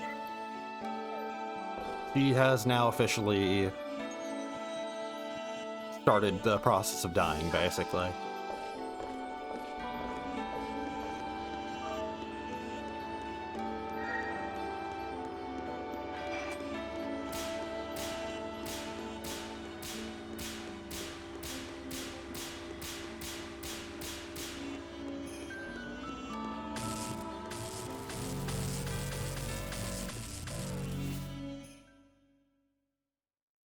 Oh, one of us ain't.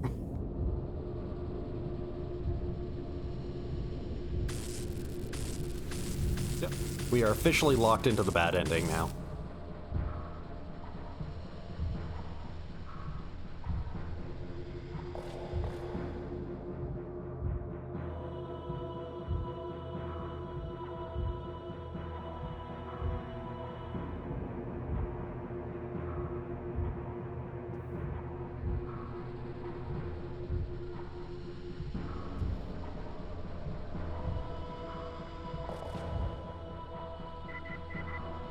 Yep, this is gonna be our final party.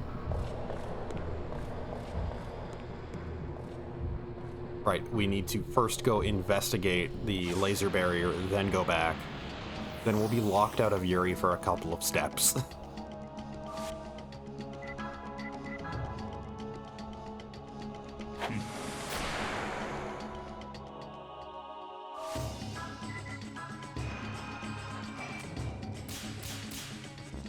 Damn it.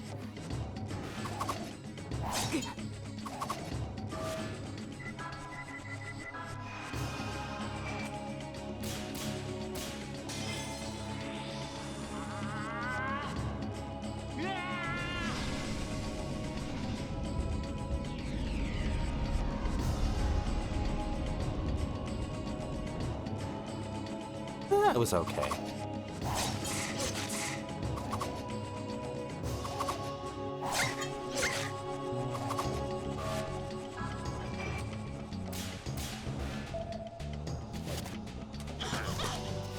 Yeah, they're all low on health anyways, so...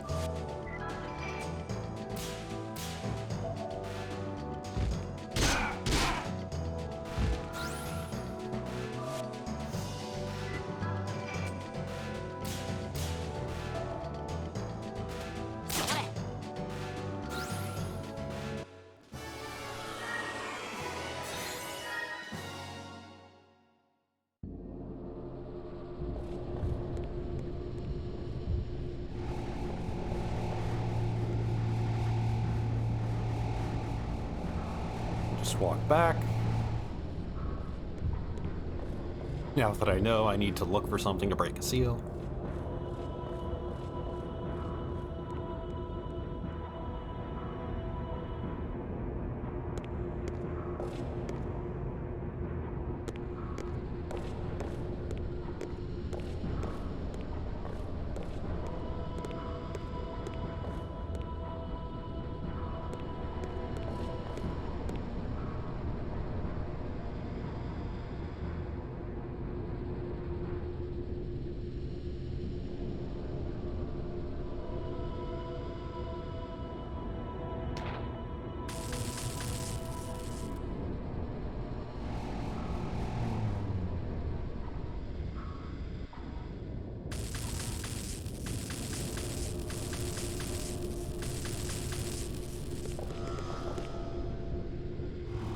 Okay, so this time it's locking me out of Yuri and Zhuzhen.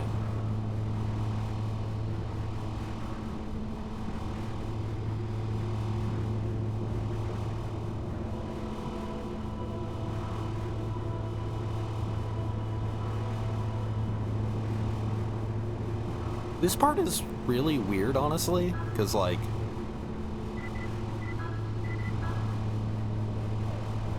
it's toying with the idea of having you do a multi-party bit, but then it just kind of instantly ends, which I'm grateful for, because I don't want to do a multi-party bit this game.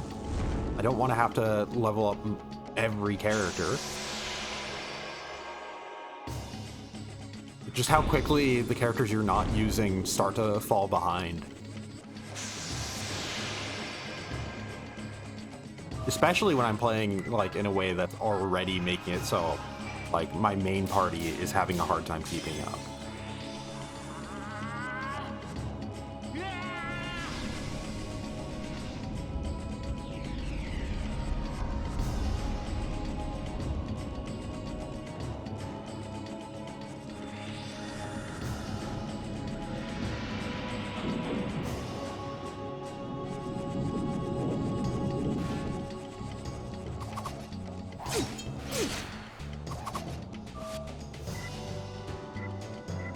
I'm just gonna defend, and hopefully Keith casting Bat Dance should...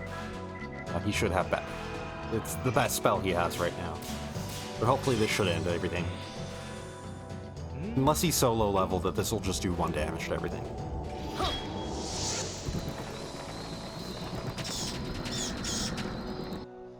Oh no, it was fine.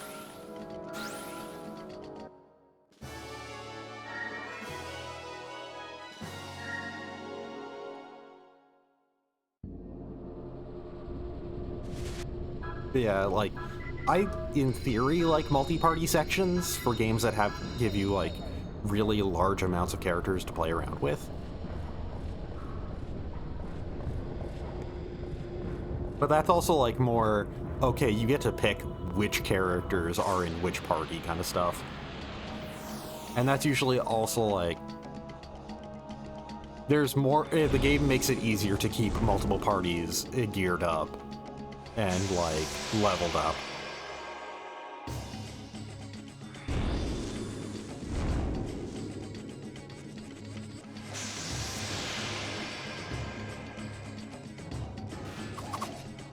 Of course, one of the nicest, like, multi-party things is, like, the Final Fantasy X style, where you can just swap characters in and out mid-fight.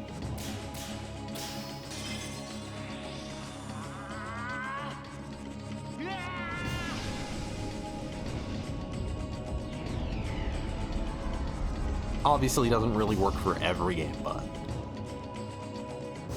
still can be pretty cool.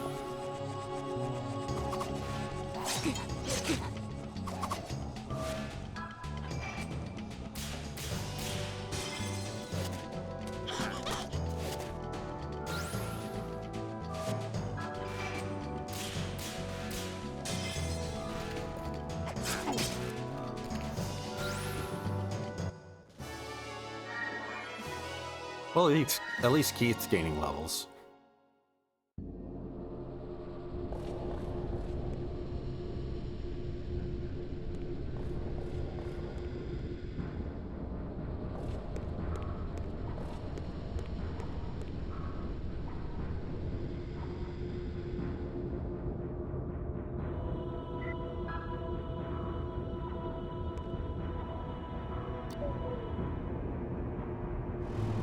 Okay, now back to Yuri.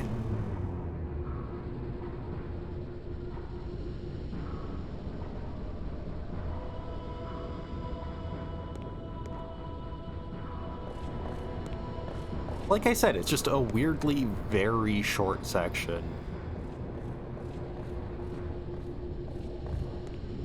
Not much really happens within it.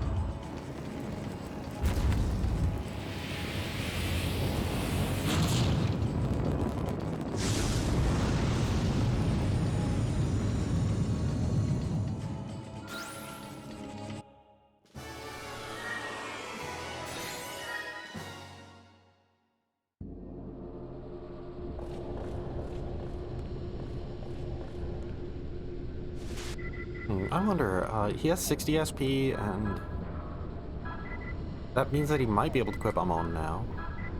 Yeah, 56. I would need 4 more SP to be able to equip, to be able to even, like, equip and use Seraphic Radiance once. But wait, there is that one a bit of equipment. SP consumed during fusion decreases by 20%. Now I can equip Seraphic Radiance because that it does cost 20% less now. So there.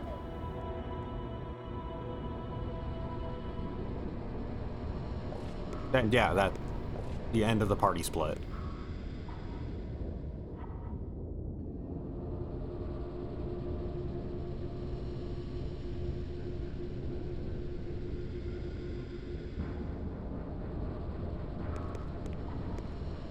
It's just, like I said, it's just a weird little thing to open the dungeon with, and that's not really relevant throughout the rest of the dungeon. Just open with, yeah, that sure happened.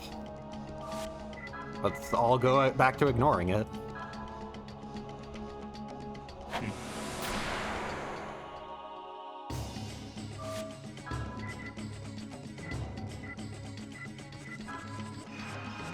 I can now spend 200 MP to wipe an encounter. As opposed to spending, what, like 80 MP to wipe an encounter?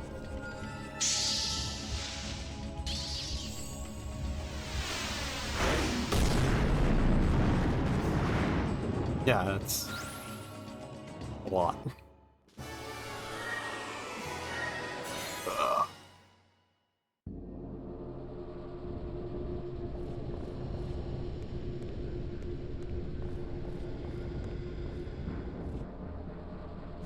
I am gonna want to recover my MP before going into that fight. Right there. This guy absorbs physical, or does he absorb magic?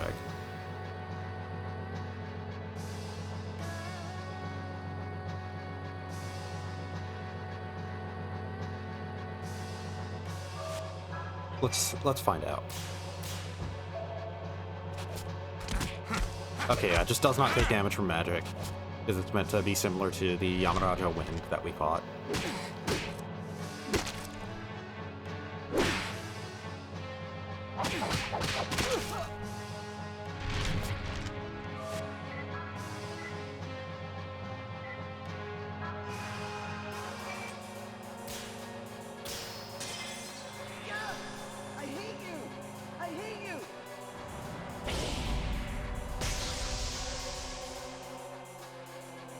Well, that was solid.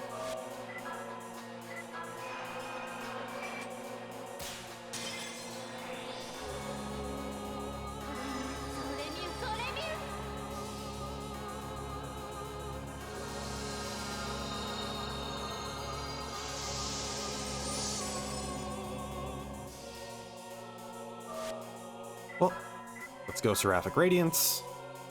Let's buff everybody's everything. And then do, For the Children. Well, do enough for tomorrow's to just destroy it. Damn it.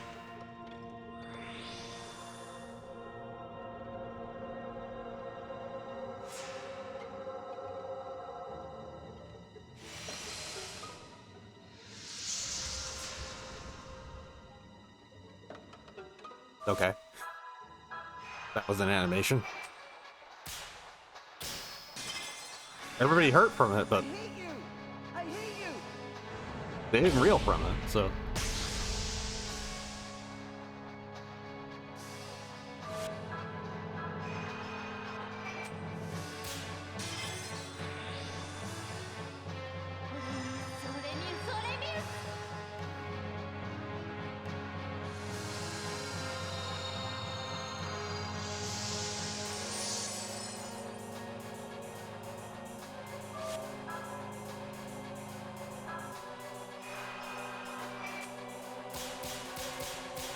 There we go.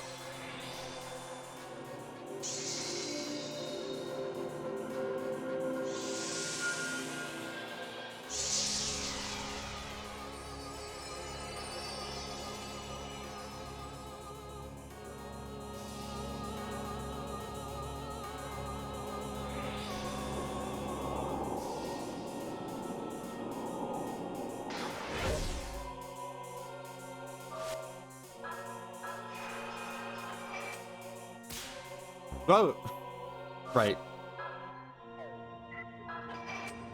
Wait, why did I do that? Right, the ring is faster because of the agility buff.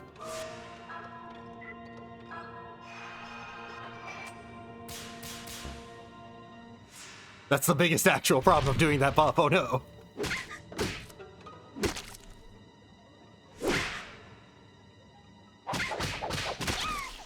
I had to land that final one, huh?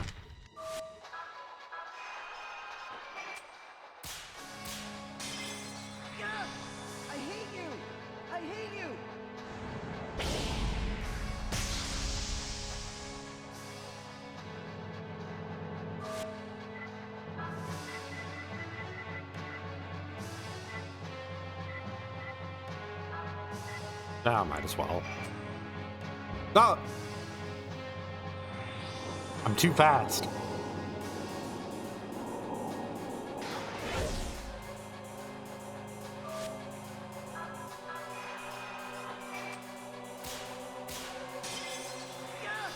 I hate you! I hate you!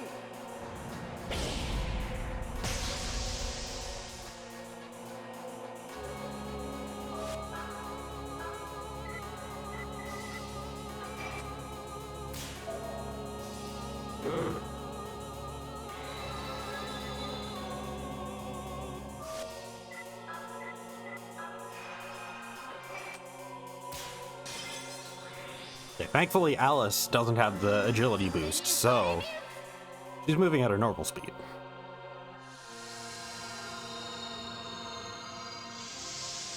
Turns out, that's actually better.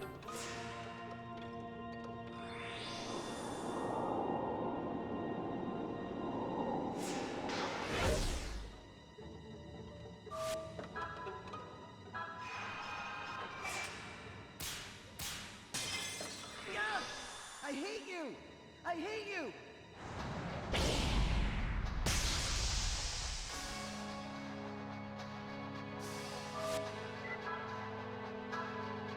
See if I can do this. There we go. Almost got a perfect, too. Which also means I almost missed it.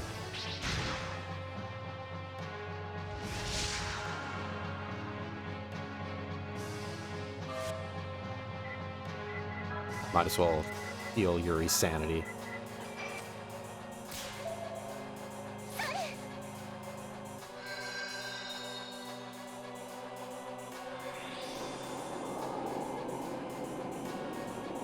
If he's able to land for tomorrow, then he's able to keep everybody's health up as well.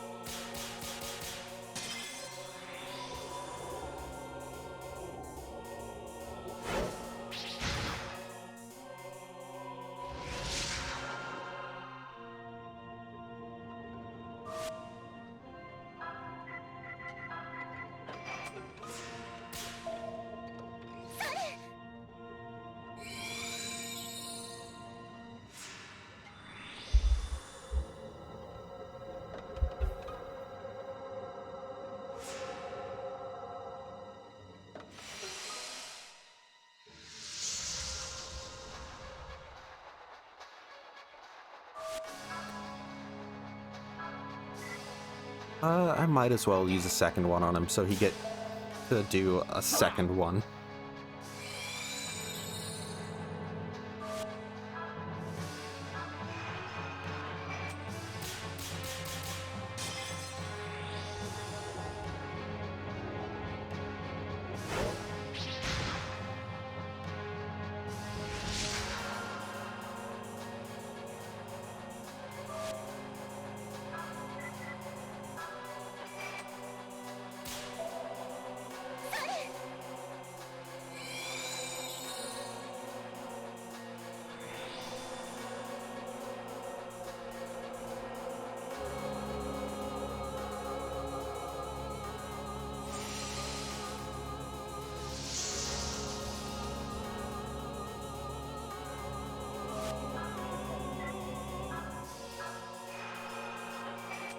Hopefully this fight is over soon.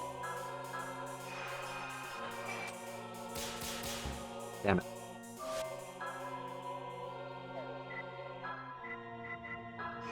Let's try swinging in with Alice. Why was my brain blanking on her name?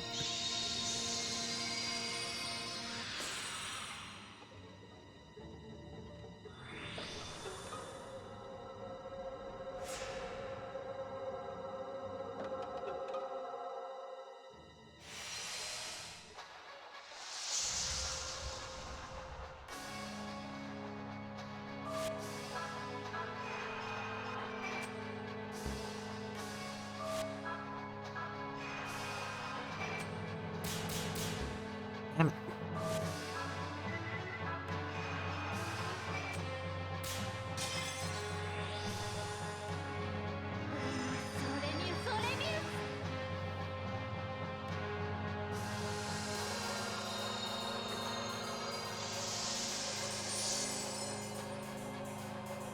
Fight's taking a while.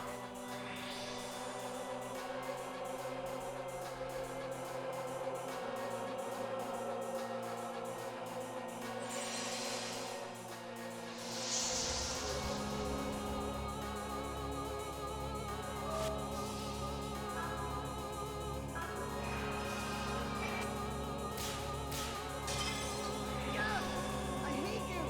I hate you!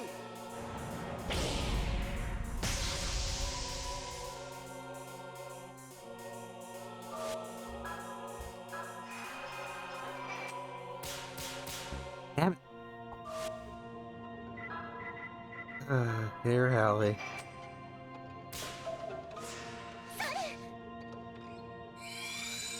So you don't go crazy.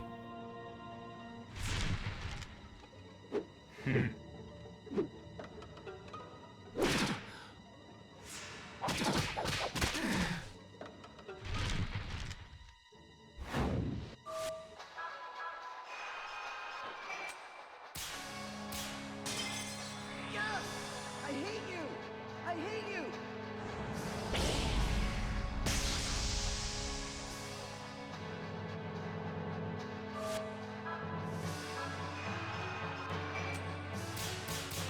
Damn it.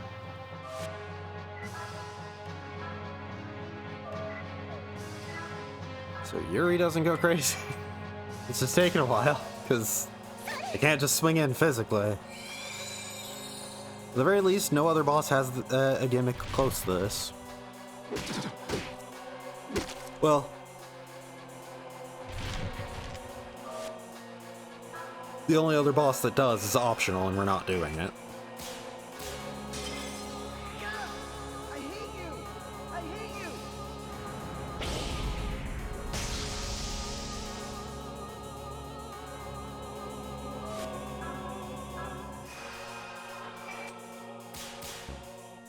Dang it. Okay.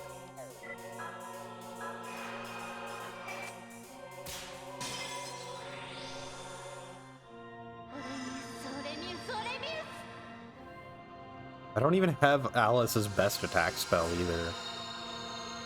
So this is especially going on long.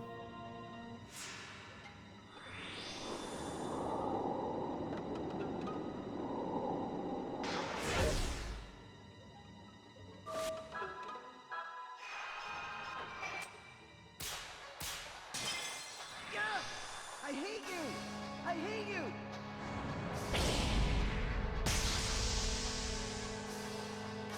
Oh, it's wobbling.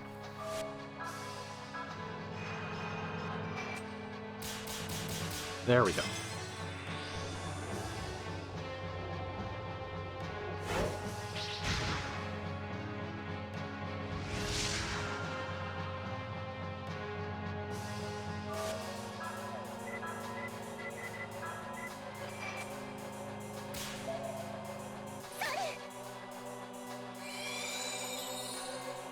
I need to recover Yuri's MP too.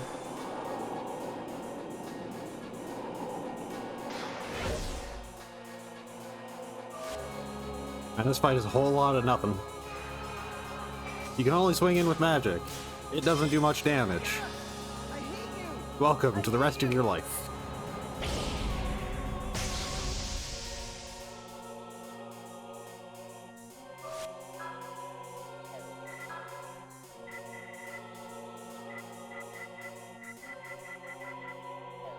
I might as well cast for everyone again. Damn it. Never mind. I should have healed Alice's SP.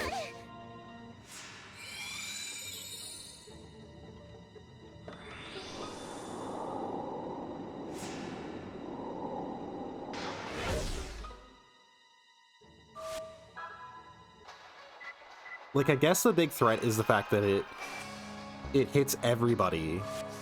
It has so many all-targeting attacks that almost everything it does targets everybody. Outside of a physical attack. I guess that's supposed to be the threat.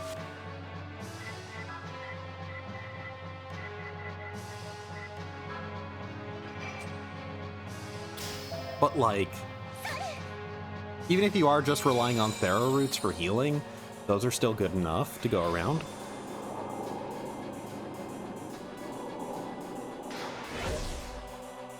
Like, it's basically, the way I see it is, it's a boss that kind of asks that you have Alice in your party so that she can cast Arc. Because otherwise it's just a very, very long battle of attrition in which you need full party healing.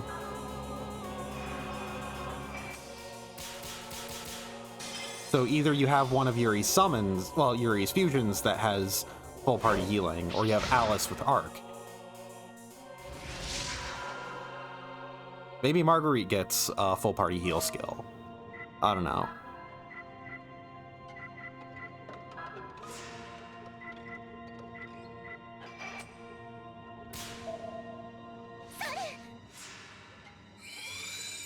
But yeah, it's basically just asking that you have some form of full party healing at this point. And it's just really a battle of attrition otherwise, because, well, I guess the other thing it's asking is that you have solid, you have a team that can do solid special attack damage, which admittedly, like, every team can. As long as you aren't, there we go. As long as you aren't equipped with just fusions that don't have their like actual attack unlocked. There we go. Learned Resurrection.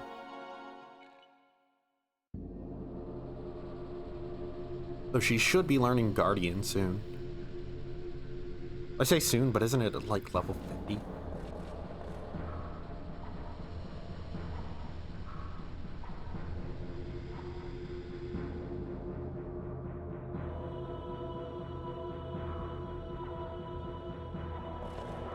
So yeah,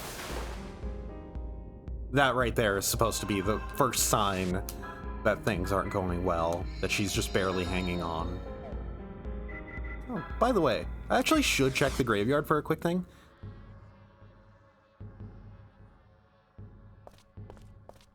So, let's just see what the grave says. Okay. I think that before her soul is taken, the only way her name, from what I remember, her name only really shows if you have specifically beaten all the masks. I think.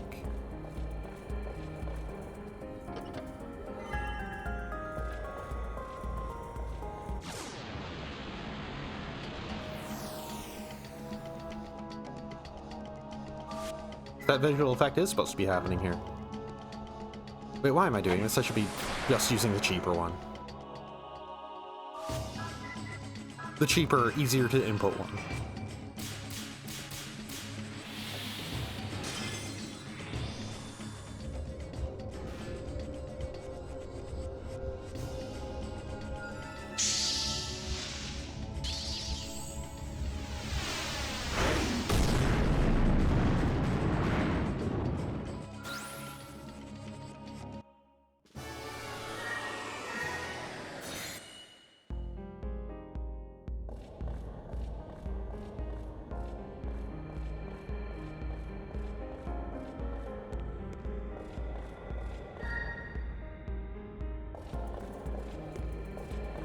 it. Just want to activate this specifically. Now, go back a bit, because that's how we get Hallie's ultimate, well, Hallie's penultimate weapon.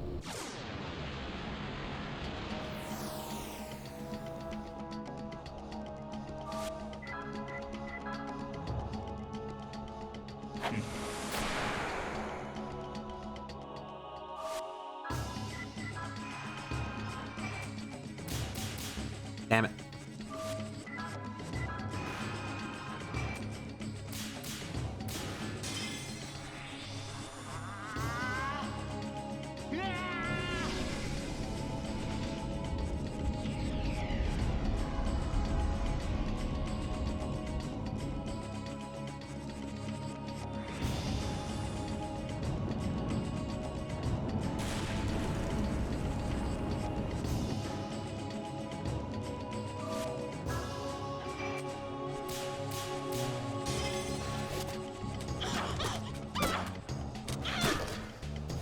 So these things can't survive one Hellfire. Wait, no, they can't. I just didn't do it. Right. Never mind.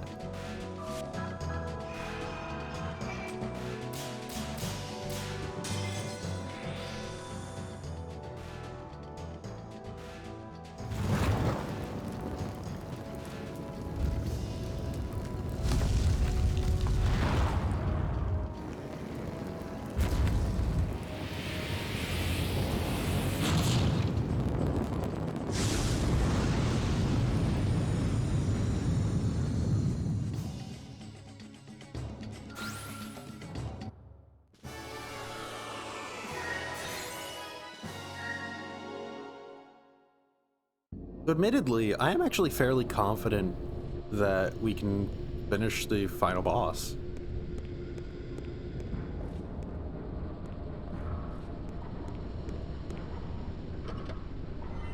There we go, Crank Slingshot.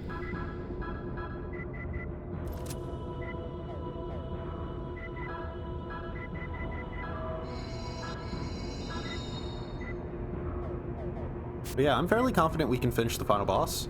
My damage output is pretty solid with everything that I have.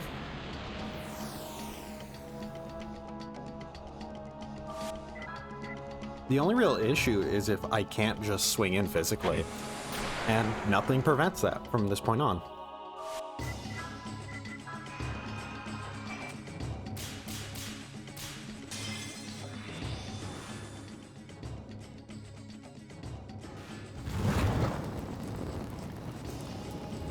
And thankfully, everything does die to a single Hellfire.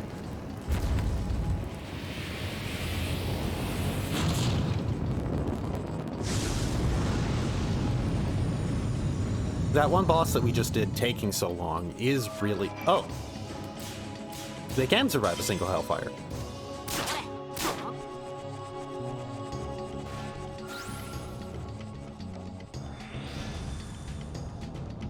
But yeah, that one boss taking so long should be the big outlier of everything.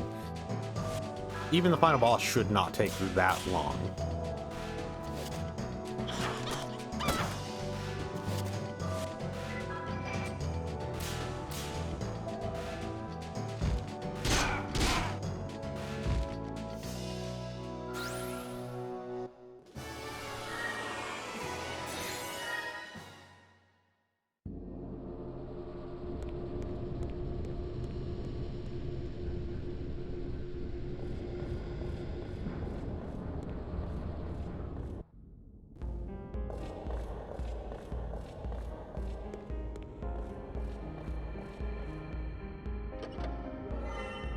Oh hey, Berserker earrings, finally. I can finally raise Yuri's... God, my brain is just not working. Yuri's HP.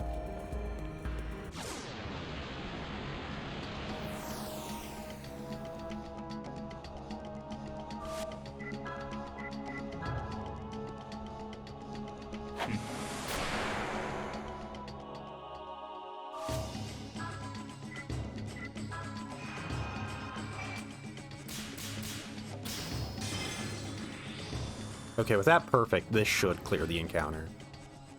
I believe these enemies do have less health anyways, but that perfect should ensure that this happens.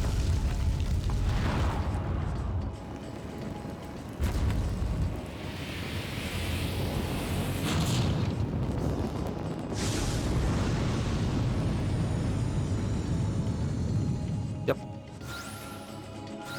And clearing an encounter like that is solid because it is, you know, it's gaining experience at a pretty decent rate. I might need to... This might be the way I unlock something, or I might need something unlocked already for this. Yeah, I already... Okay, this will unlock the red gate.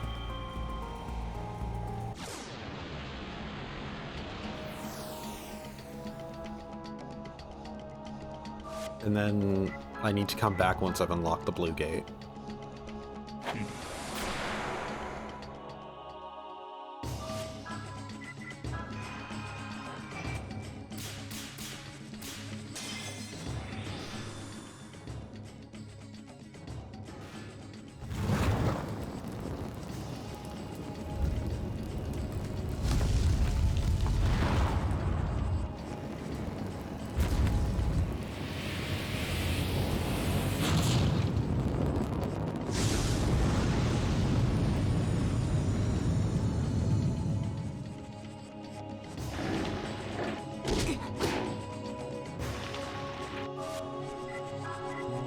So Black Hole should finish this off. If they can survive one full party magic attack, they shouldn't be able to survive a second, even if it is weaker.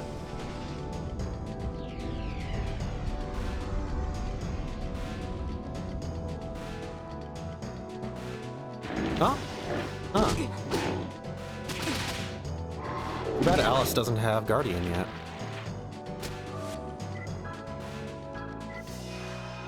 I might as well not even spend much on this. This is really just me doing something with this turn, instead of skipping to Yuri's turn and just finishing them off with another Hellfire.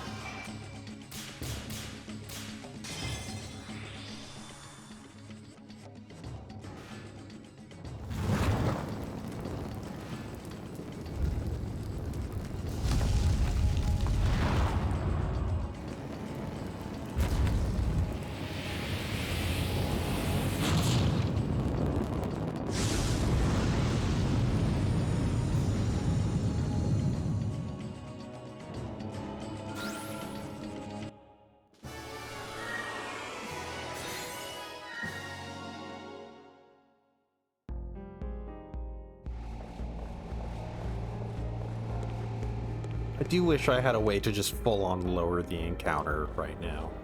Lowering the encounter rate. Just because, like,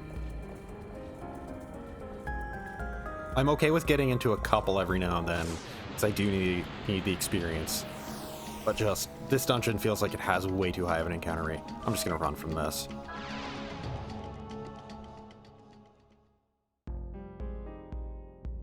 Partially because I do need to recover some of Yuri's MP.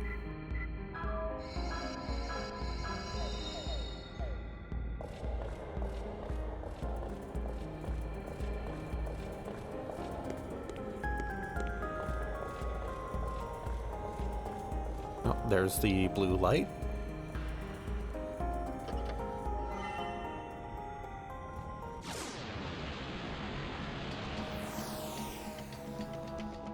Think these things will go down in a single Hellfire?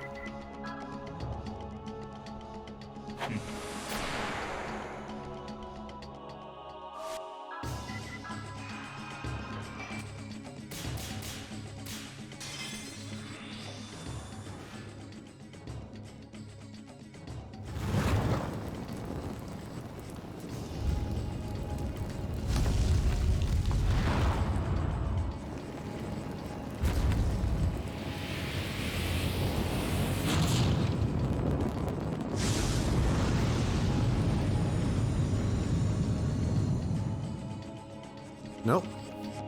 Will they go down in a Hellfire and a Black Hole?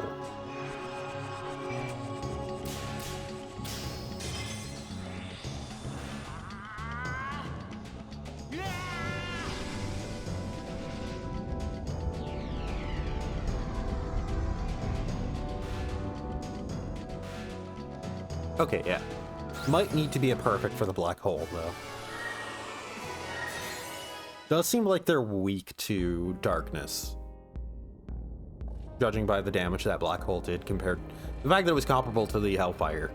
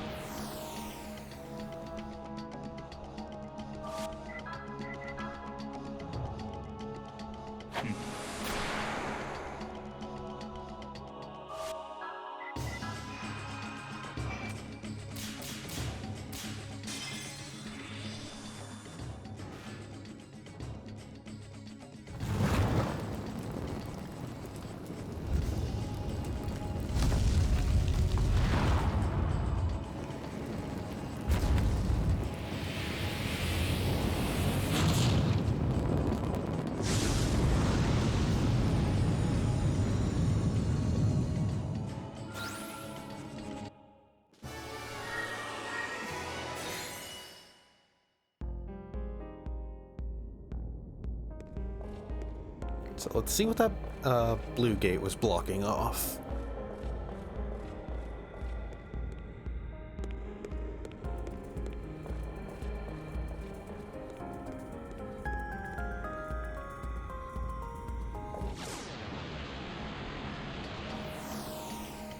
Yeah, no.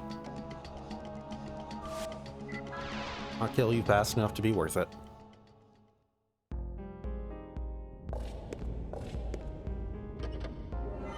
Okay, Sage Staff. And Silver Threaded Coat. I believe Silver Threaded Coat.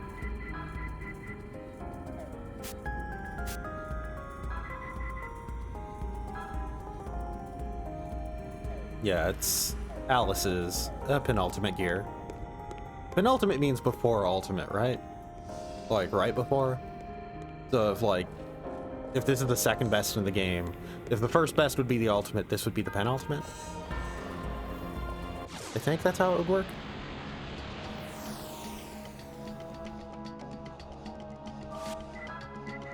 Hey, I gained like a level since then, since last time I didn't kill in a single Hellfire. Will that make the difference this time? Will the perfect make the difference?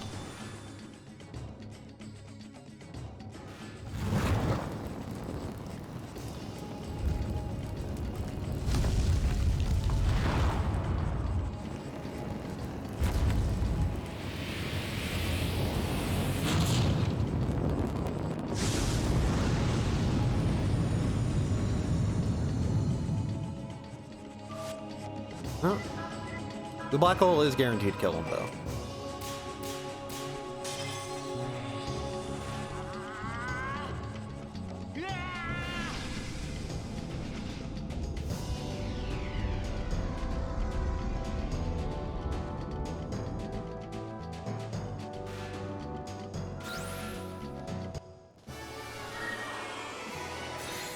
Hooray, Alice has surpassed Yuri in levels because of her 20% boost to experience.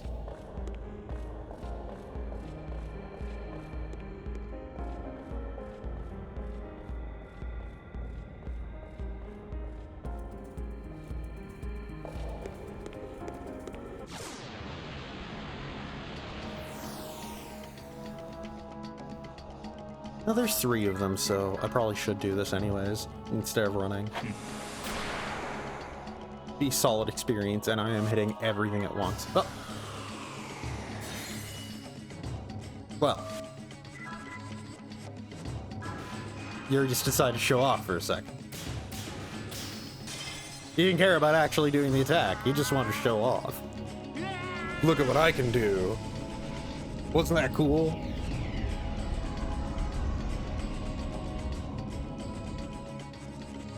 Okay, yeah, they're weak to darkness, definitely.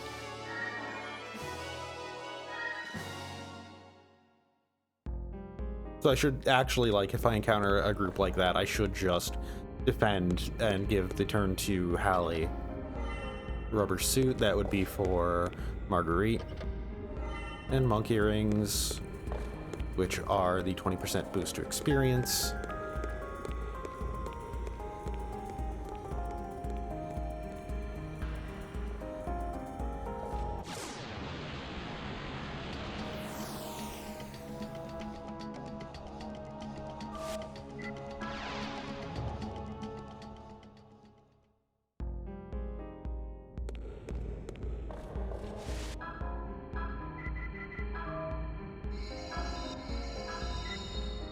I don't know why I'm recovering everyone's MP like that. I only really need just 100 MP just to give everybody the full boost with Seraphic Radiance.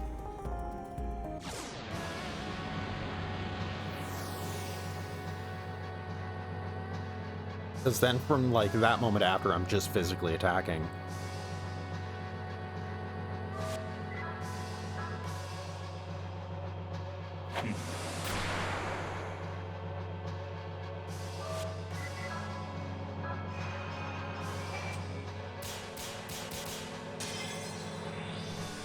That almost failed.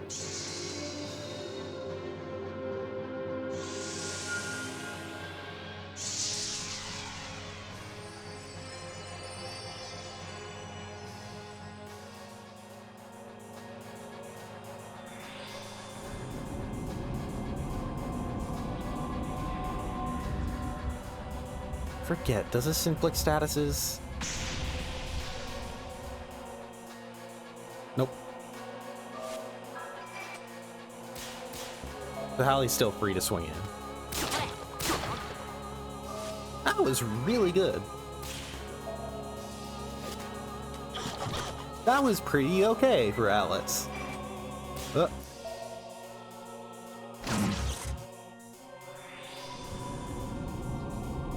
have to get used to that speed.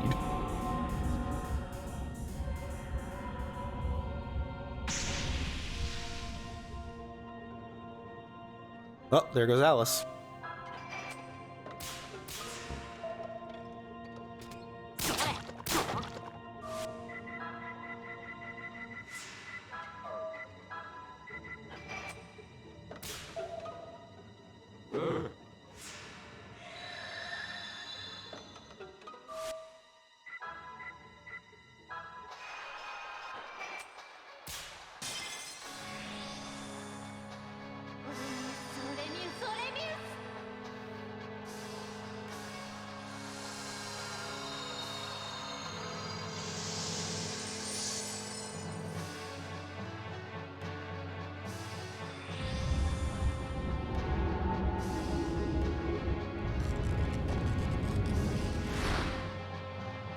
Okay.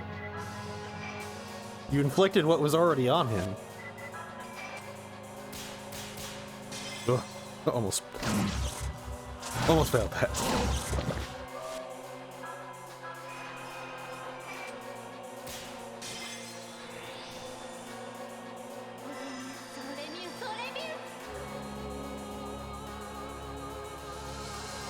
In that fun spot of, you know, some JRPGs of the era where fights just take a long time because of the spells we're casting, just having forever animations.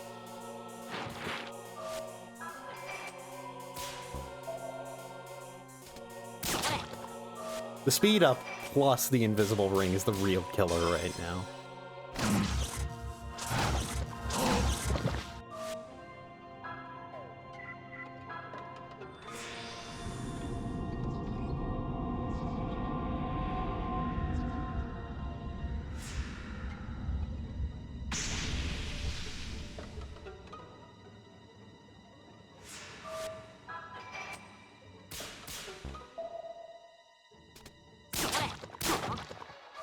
At the very least, my damage is still actually really notably good.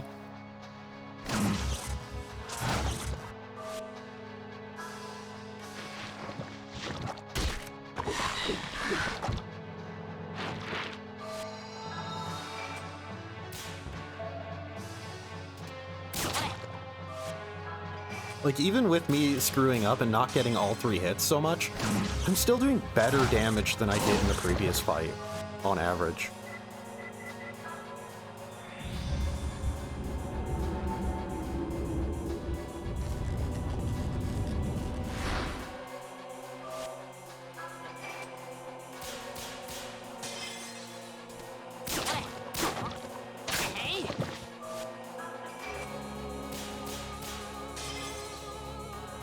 There we go.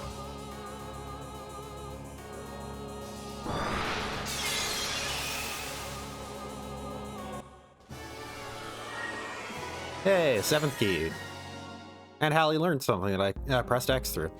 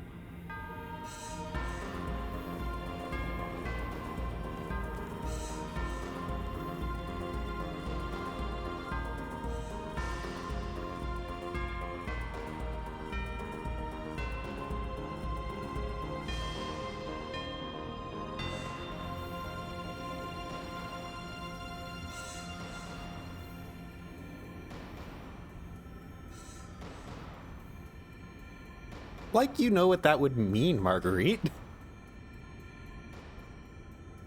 Do you even know what the 4 masks are?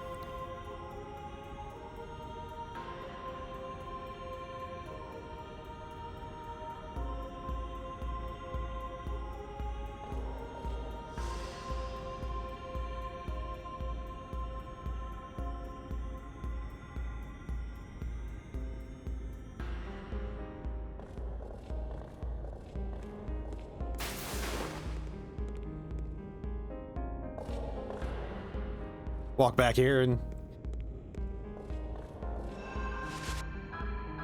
Story reasons we stepped out of the room, but I do need to use the 10th.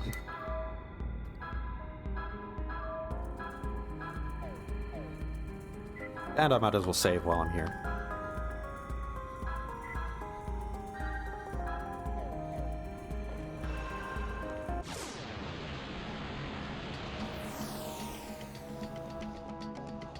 Yeah, so I should just pass the...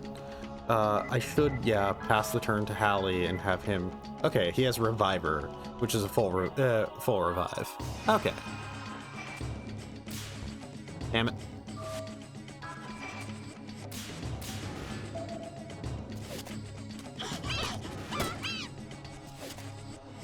Take out some frustration.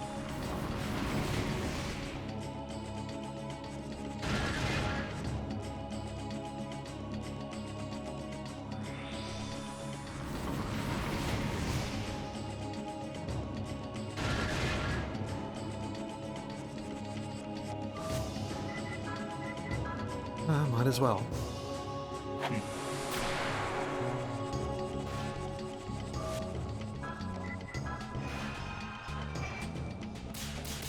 Damn it.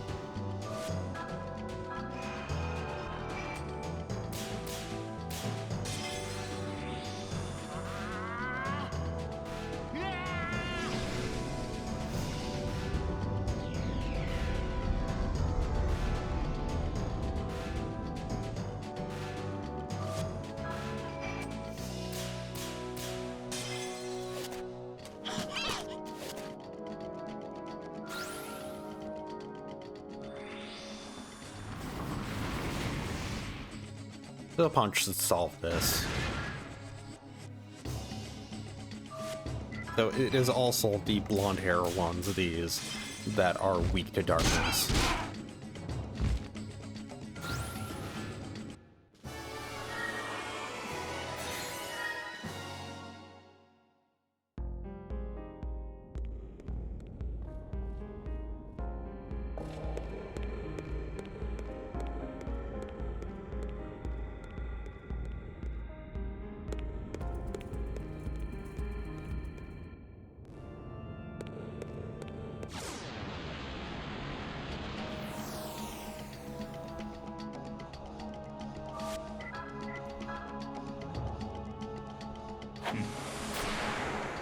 I'm gonna punch the middle one, and then the other two should be taken out by Black Hole.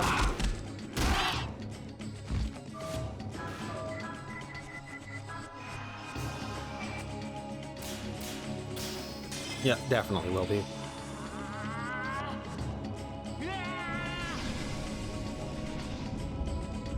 And I just don't have any off-topic talk in my brain right now. My brain is struggling to remember the names of characters that literally have their names on screen.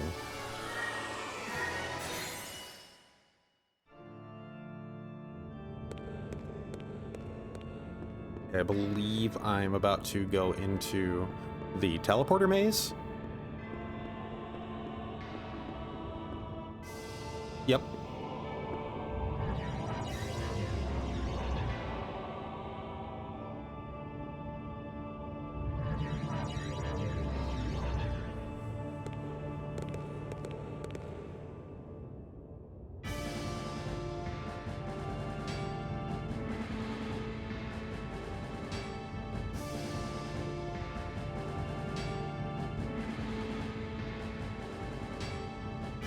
I do kind of forget the correct order to leave it.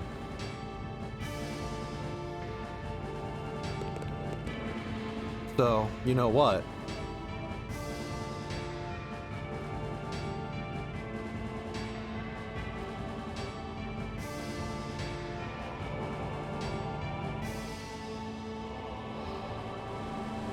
Let's just open up the map for this.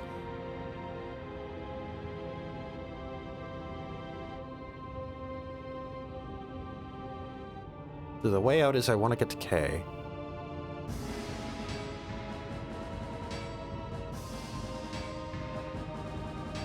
So...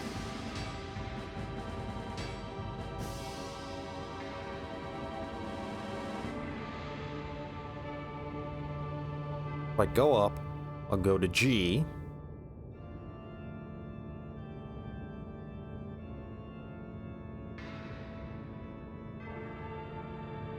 Which, if I go to G, I can then take F. Going from F, I can go to J. Going from J, I can go to K. Okay.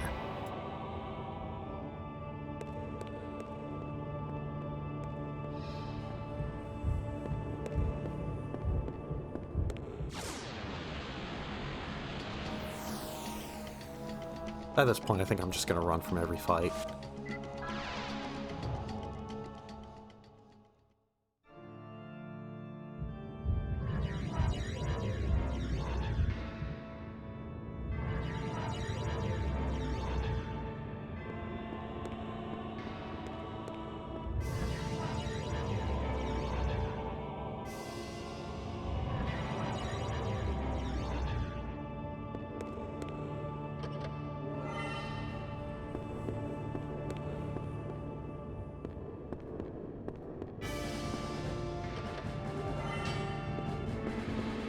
That was a weapon for Keith.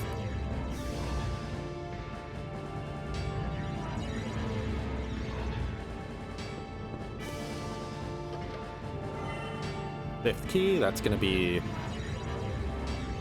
what lets us chump the final boss. Alongside the seventh key that we have. And the key to success. All the keys that we have.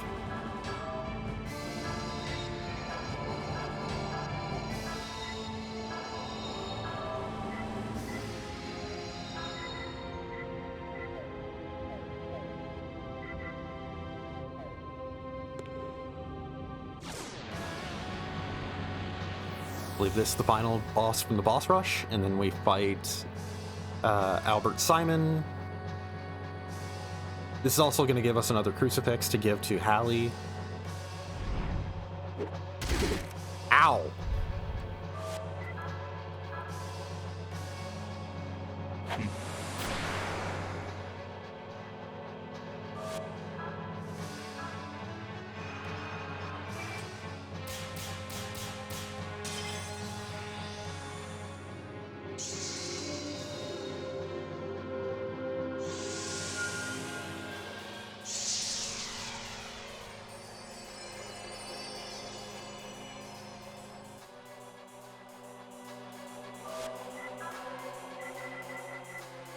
Oh, let's just, yeah, that's just swinging physically. Damn it.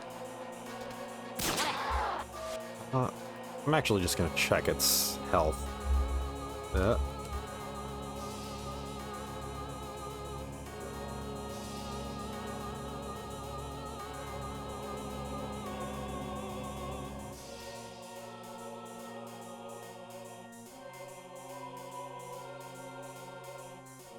Okay, it only has 7,000 health, and it's weak to wind.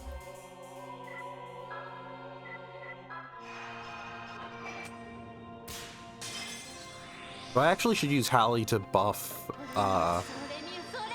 Yuri's physical attack with Wind Blade, I believe? Or Wind Edge? Wait, no, its element is wind. So I should be using Earth on it, which I don't have Earth Edge.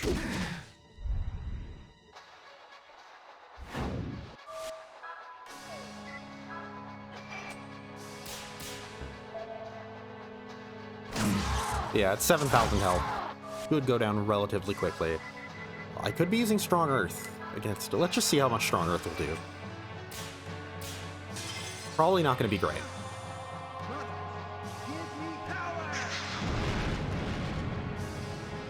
Yeah, it's not good at all.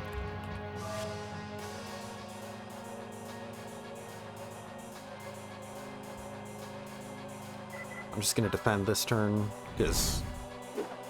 Well, it wasn't in case of a death touch, but it was just because it'd be better just to, like...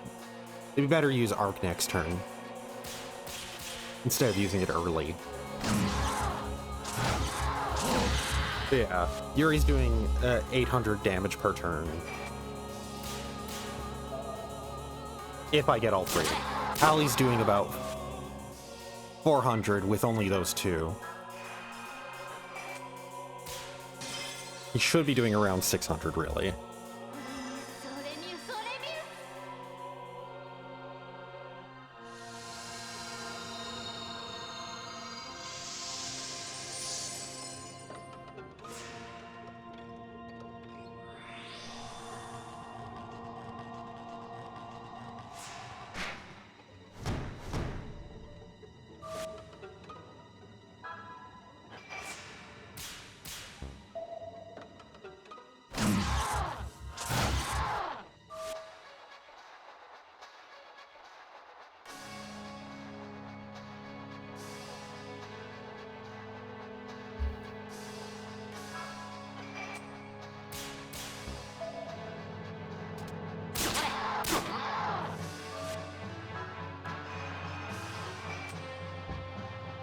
Well, that's unfortunate. Oh, Death Touch just sets you to, just does percentile damage, huh?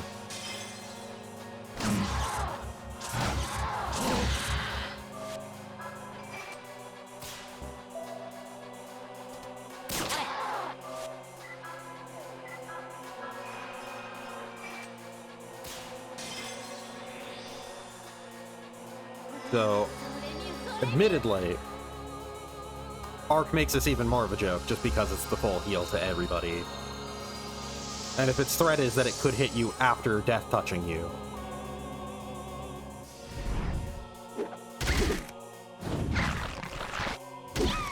It was only 200 damage.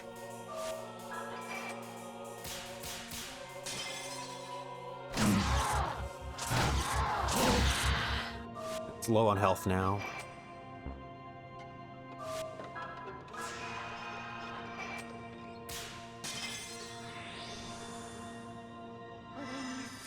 Should be dead. Like, as soon as Yuri gets his action, it should be dead.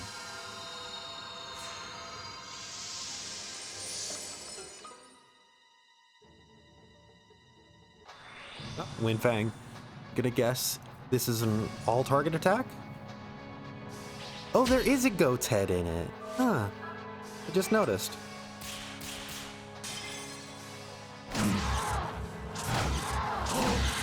Oh wow, it's still alive.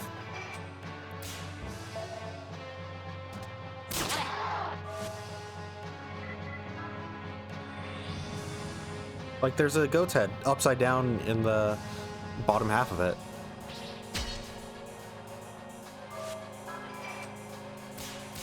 So Scapegoat is intentional.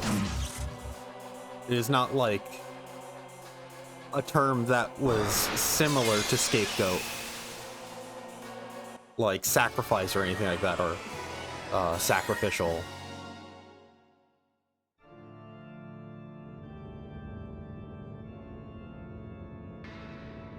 Yeah, another cutscene to remind us Alice is dying.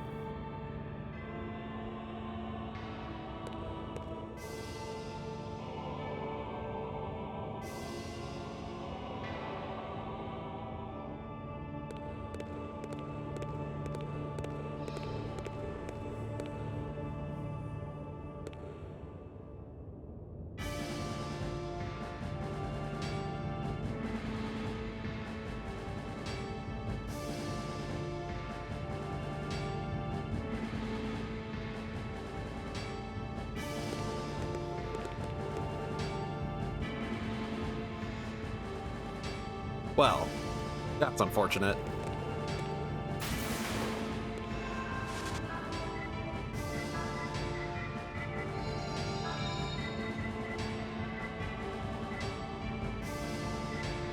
So,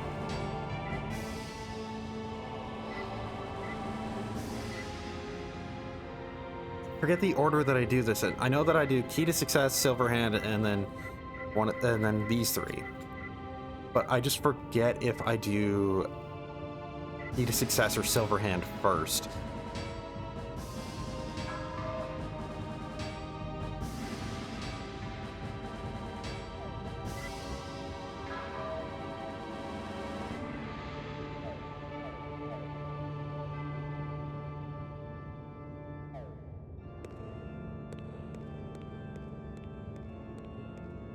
Well, time for the final boss. Time for the fight before the final boss. Time for the penultimate boss.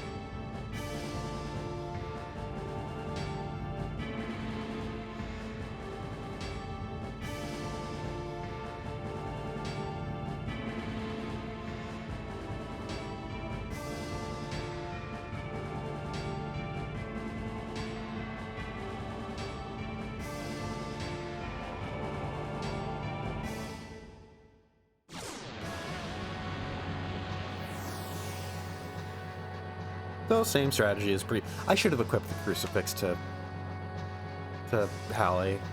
Whatever.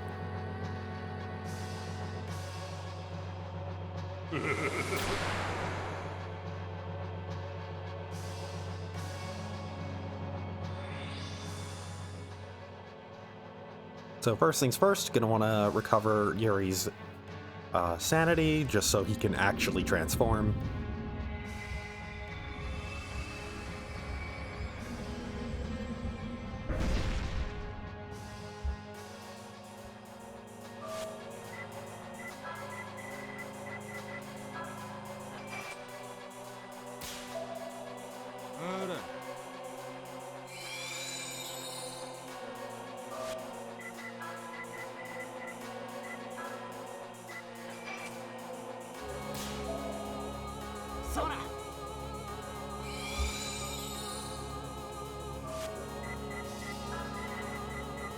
Also gonna want to make sure to top off everybody's health after that.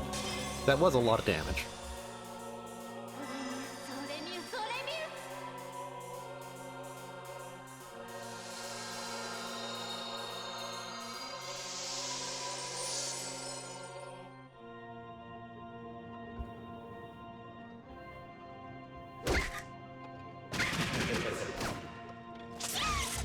That was also a lot of damage. Still not enough SP.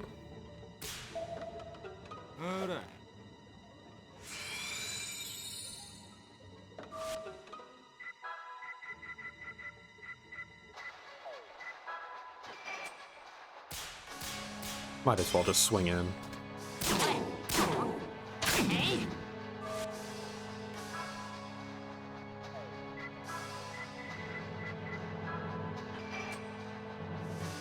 Might as well start to recover Alice's SP as well.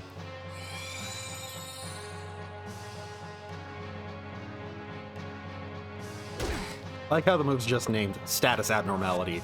It'll hit you with one of them. I don't know which one, but you're gonna get hit with a Status Abnormality.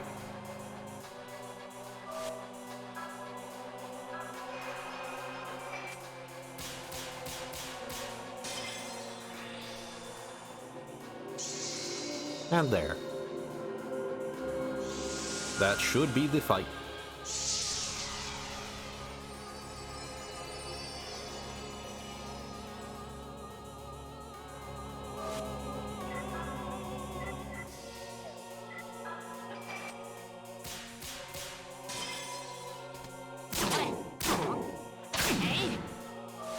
Let me just check.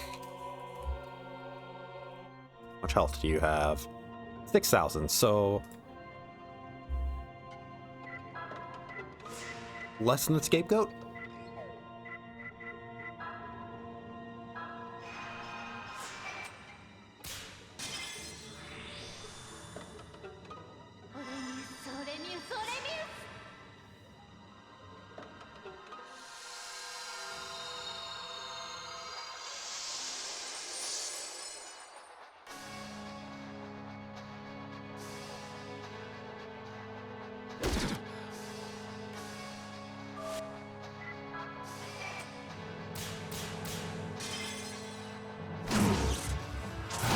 Oh, right, but it also heals itself, doesn't it?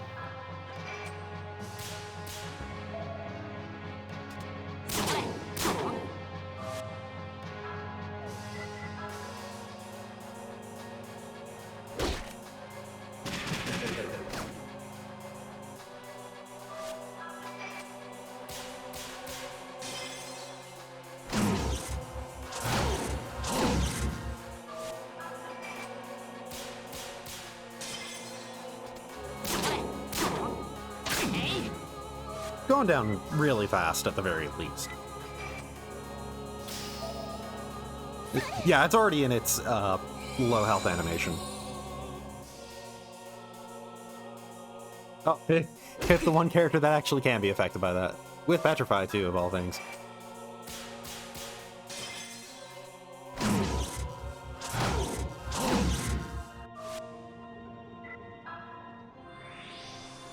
There's the heal.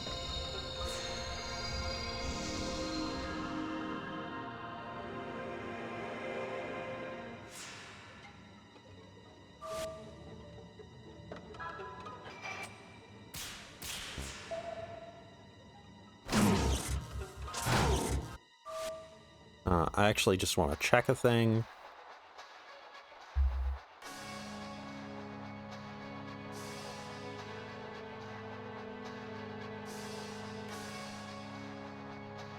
I didn't see anything noting if that actually is more or less than...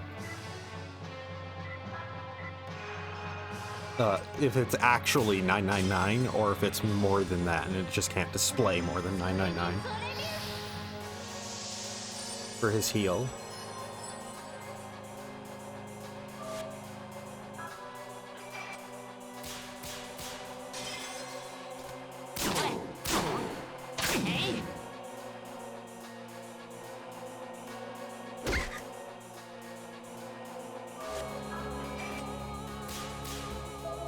It seems like it's more than 999. Because he was in his critical animation before. And he's just now in the critical animation again. Oh, reducing somebody's health to 1, or is it everybody's? I mean, it's not a big deal. I'm going to be able to cast Arc next turn anyways.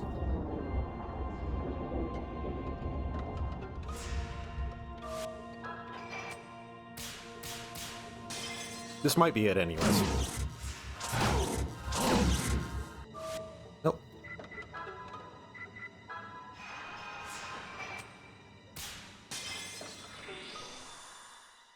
Thankfully, Arc is also like a spell you don't actually even have to worry about screwing up in the slightest. Got a very large hit area. and it doesn't even have a perfect range, because it's just always going to be a full heal to everybody.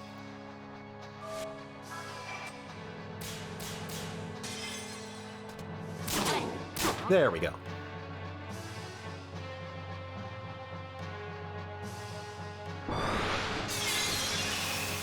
Well, now time to go fight the Meta God.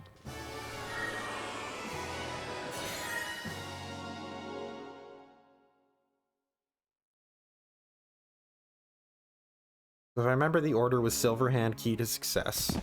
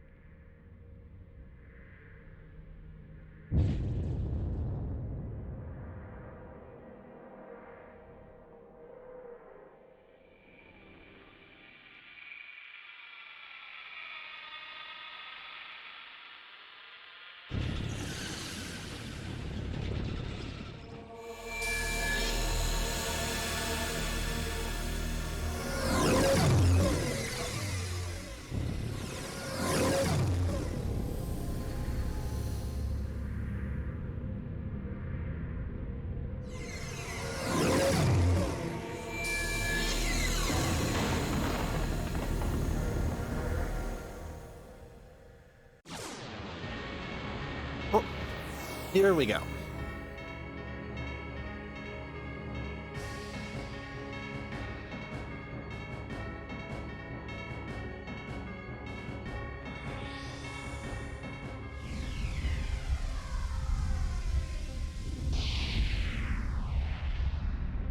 What does this do? Is this just damage?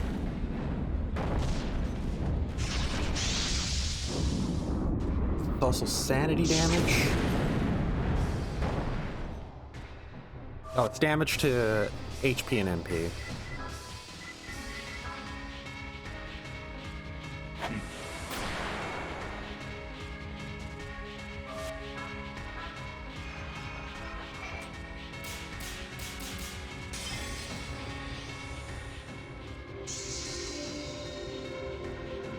Now, if I do remember correctly, this thing does eventually dispel buffs. So the fact that that is a full party buff of everything, it may dispel that. Yeah, Light of Deprivation. I believe it's probably responding to how many buffs are on everyone. So...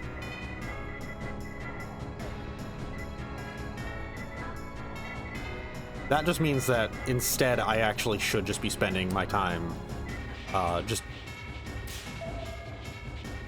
setting up the Silverhand Key to Success. And that's all I really should be doing.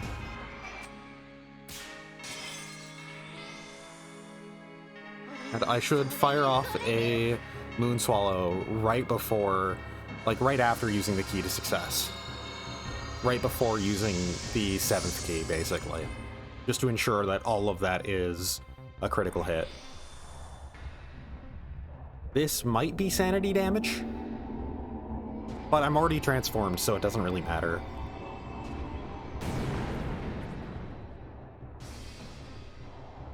Oh, it's paralysis. Silverhand.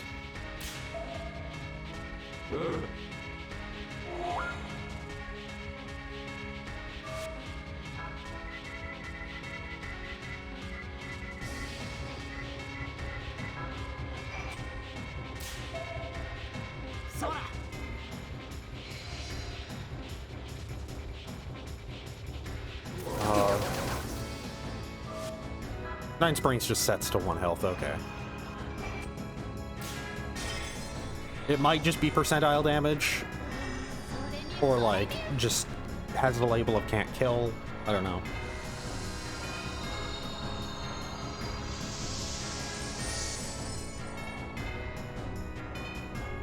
But anyways, now...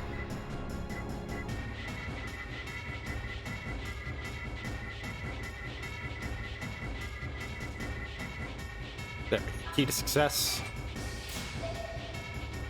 Entire rings of hit area is hilarious to see.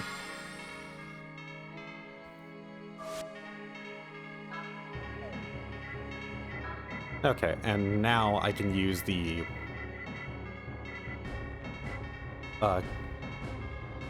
Moon Swallow here.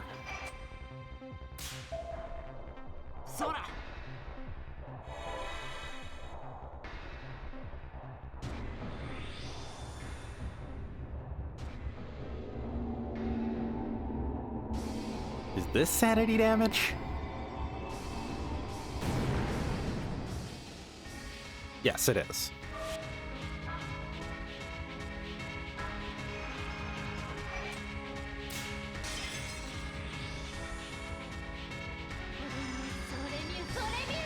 I mean, it shouldn't really, like, the amount of sanity everybody has left shouldn't really be a factor, just due to how many actions I'm going to be taking in a row in a second. Here we go, 7th key. I'm I'm upgraded. Yeah, just trying to think.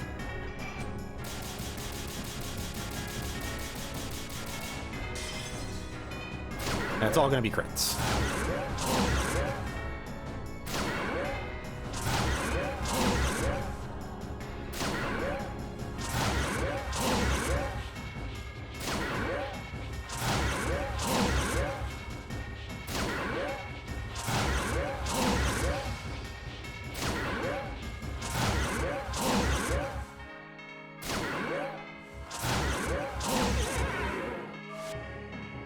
You definitely didn't like that.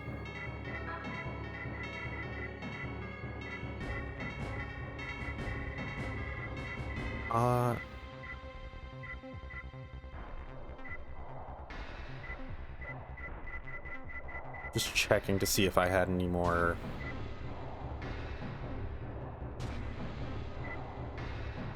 Huh.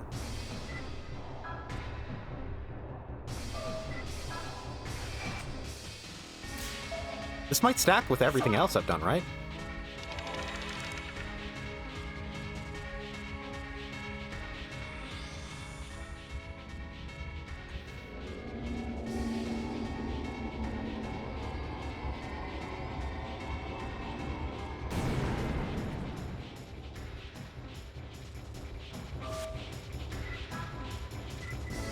Yeah, it's only 1 turn of guaranteed crits.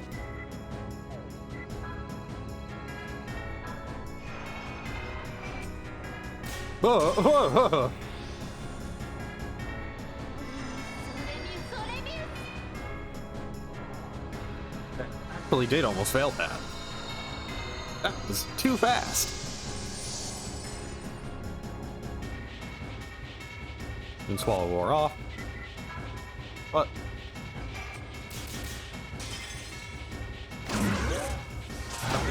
Right, I'm supposed to use the 5th key. I forgot. But it did stack.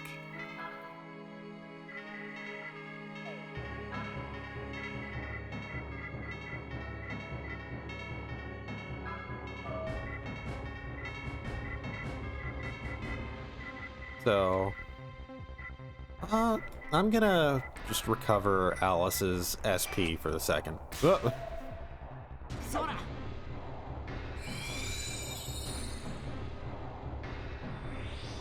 Yeah, Time of Judgment is just damage. Well, it's damage to HP and MP.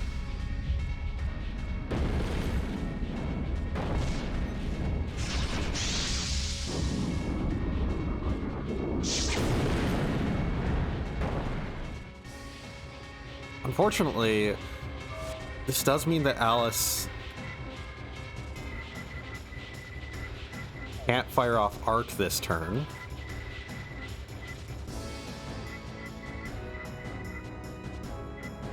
Let's just have her use a Fruit of Yggdrasil on her. Silverhand wore off. Great.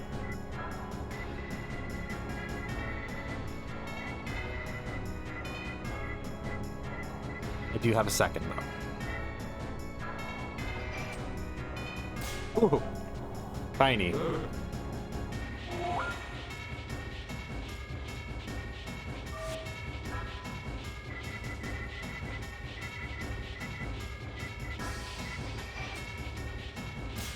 There we go. Now Alice will be able to fire off Arc. Everybody else should survive. Only Howley, I feel, is in any danger right now.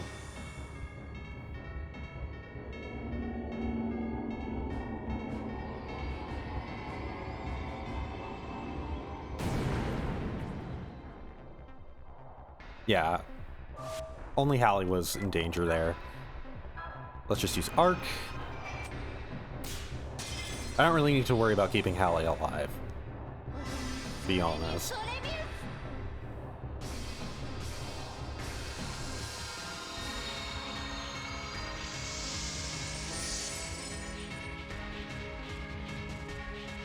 Key to success wore off, but it's still a lot of hits.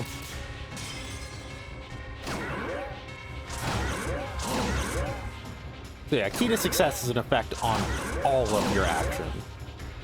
It boosts everything by how many, like, the more successes you have, the more it boosts every hit.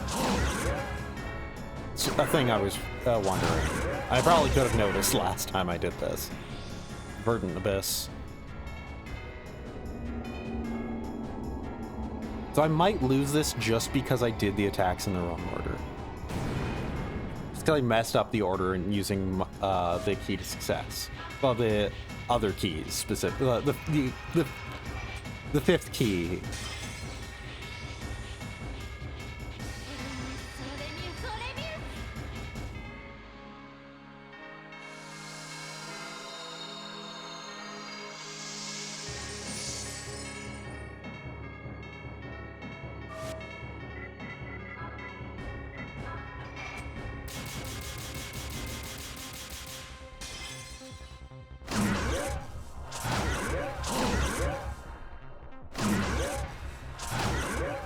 There we go. I still win.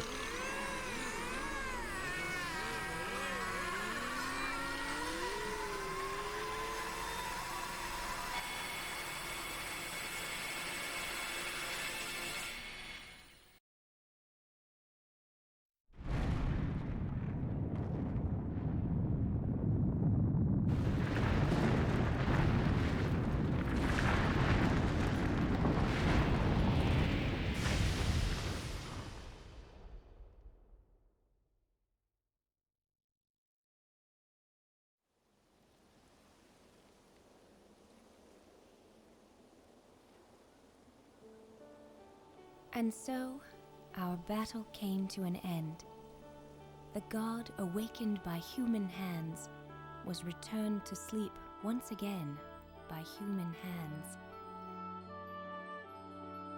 On the morning after, a refreshing breeze blew across Wales, and the horrible events leading up to yesterday seemed like nothing more than a bad dream.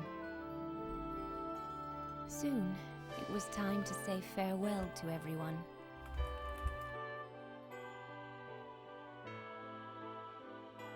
Keith, our handsome vampire, grew weary of the hustle and bustle of the outside world, and so he returned once again to his peaceful castle in Transylvania. I wonder how many centuries he'll sleep this time. Good night, and sweet dreams, dear friend. Master Zhuzhen, our brave Taoist adept, has gone back to Shanghai to mend the disruptions in the energy fields of China. You taught us so much, Master Zhu Zhen. Thank you from the bottom of our hearts. And please, try not to overexert yourself. Our beloved spy for hire said she planned to go home to Paris, but she joked about how her next assignment was probably already waiting for her. So, there's no telling where she might be right now. Hallie, that cute little street boy we met in London, set sail from Southampton with his mother, Kodelka, to find his long-lost father in America. Finally, they'll be able to live together as a family. I pray you'll all find happiness.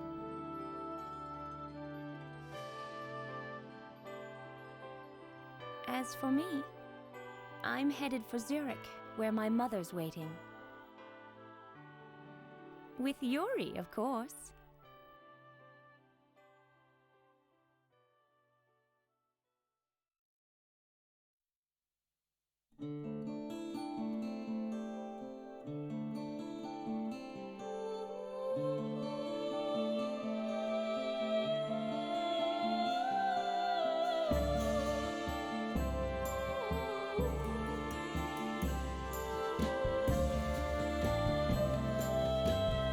So, that was the bad ending. Not much different right now.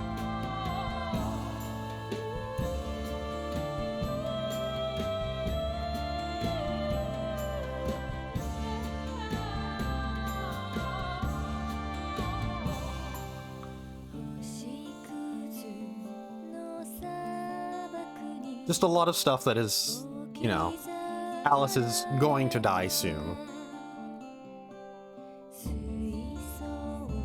I'm admittedly kind of surprised by how little change, actually. Expected a lot more. But that was our New Game Plus run, and that was the bad ending. I guess it still technically is the bad ending. Still playing out. Just because the cutscene hasn't ended, but... yeah, that was all of Shadow Hearts 1. I've mentioned it before, I'm not going to be going directly into Covenant, even though they did actually fix the big glitch the big emulation glitch that was the thing that made me want to hold off on going to Covenant. I'm going to be instead going into Trails in the Sky. It's just a game that I really wanted to play for a while, so I might as well go directly into it. Oh, Yasunori Mitsuda was a composer for this. I wonder what songs he did then.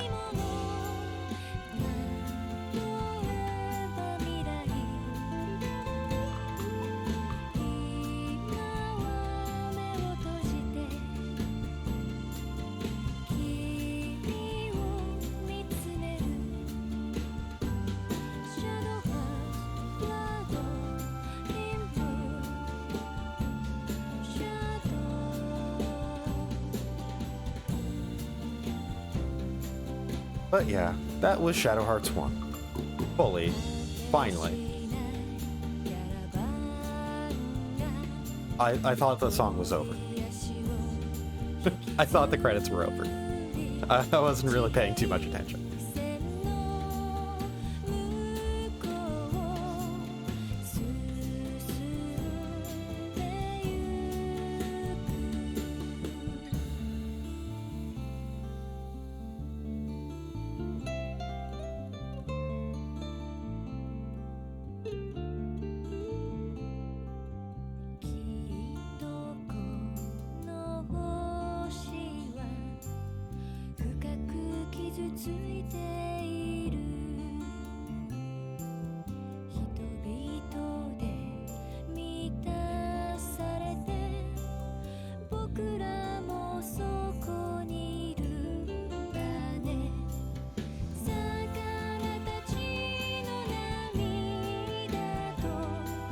If I were to guess any specific song done by Mitsuda, Yasunori Mitsuda being the composer for Chrono Trigger, most people would know him for that.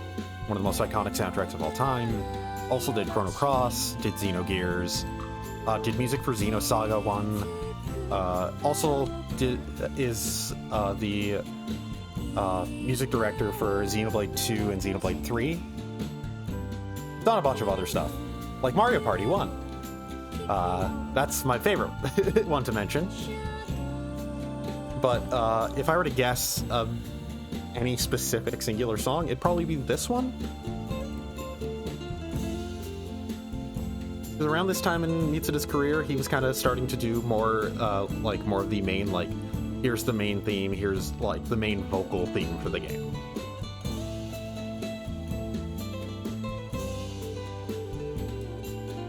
I'm surprised that I didn't notice Mitsuda on my first watch through the credits. Huh.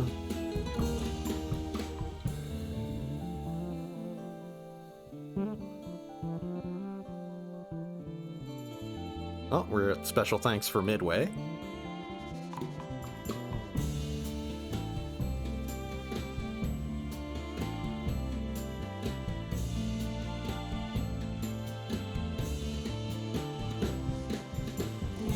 Oh. Now in the voice acting. I really don't know how much longer the credits are going to go for. So I don't know what I should be saying, but, well, that was. But it seems like it's getting close to wrapping up. Yeah, overall, though, even with the New Game Plus run, I had a good time. I had a pretty good time with this game. It's very basic, but it's fun. Oh, this was by, this track specifically was by Yoshitaka Hirota. So it wasn't by Mitsuda.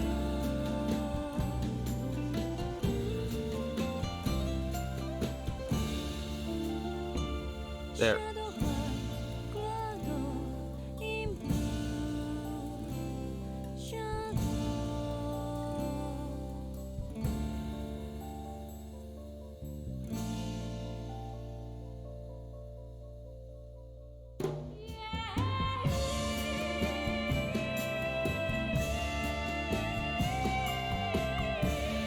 Taking a while to display these last three names.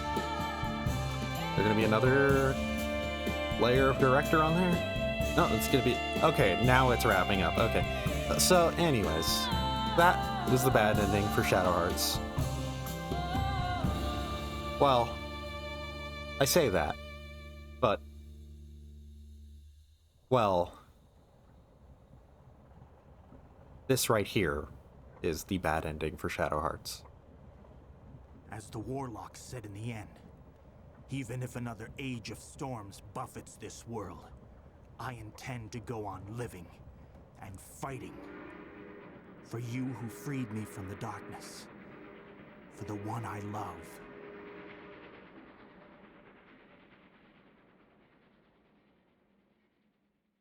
She died peacefully on the train ride. Yeah. No matter what, World War I begins. I mean, there was no way that saving Alice would prevent World War I somehow.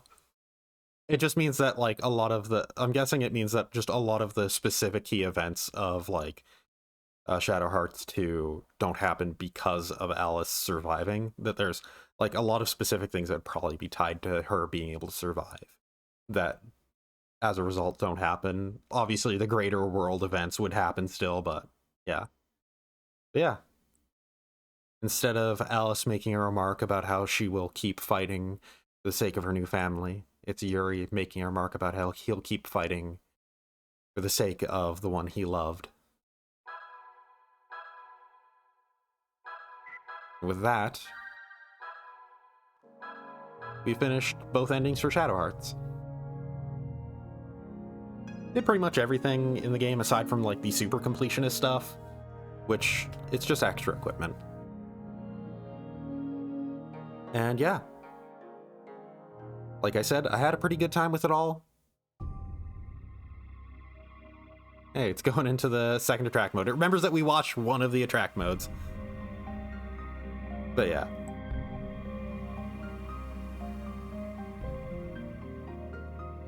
So, with, as mentioned, not going to be going to Covenant next, even though, you know, Yuri is now primed to head into Covenant.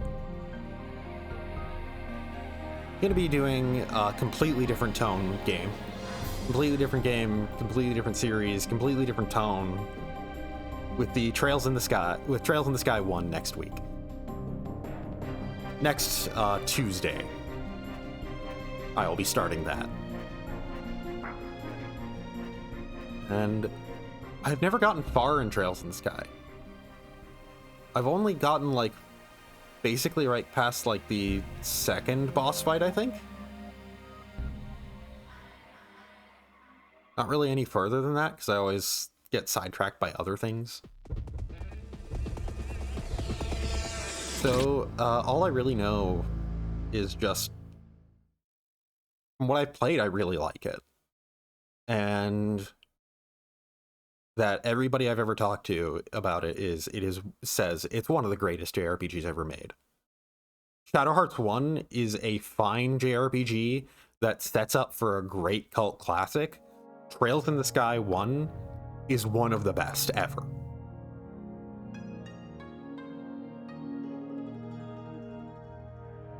But yeah, I think that is also a good way of wrapping up my thoughts about Shadow Hearts 1. It was fine. It was a fine thing. It had a slight horror tinge to things, but was ultimately still pretty basic, pretty generic.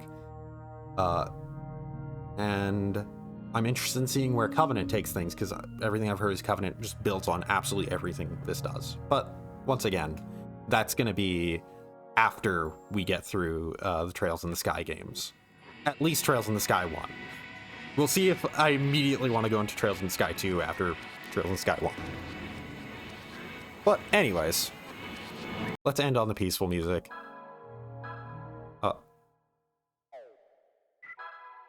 So with that, thanks to everybody who joined, and I'll be seeing you next time.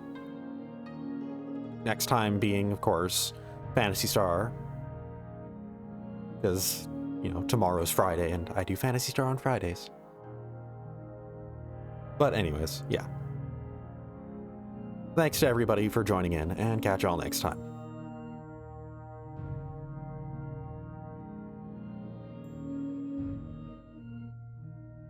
No, you are not going to that attract mode. I am ending the stream.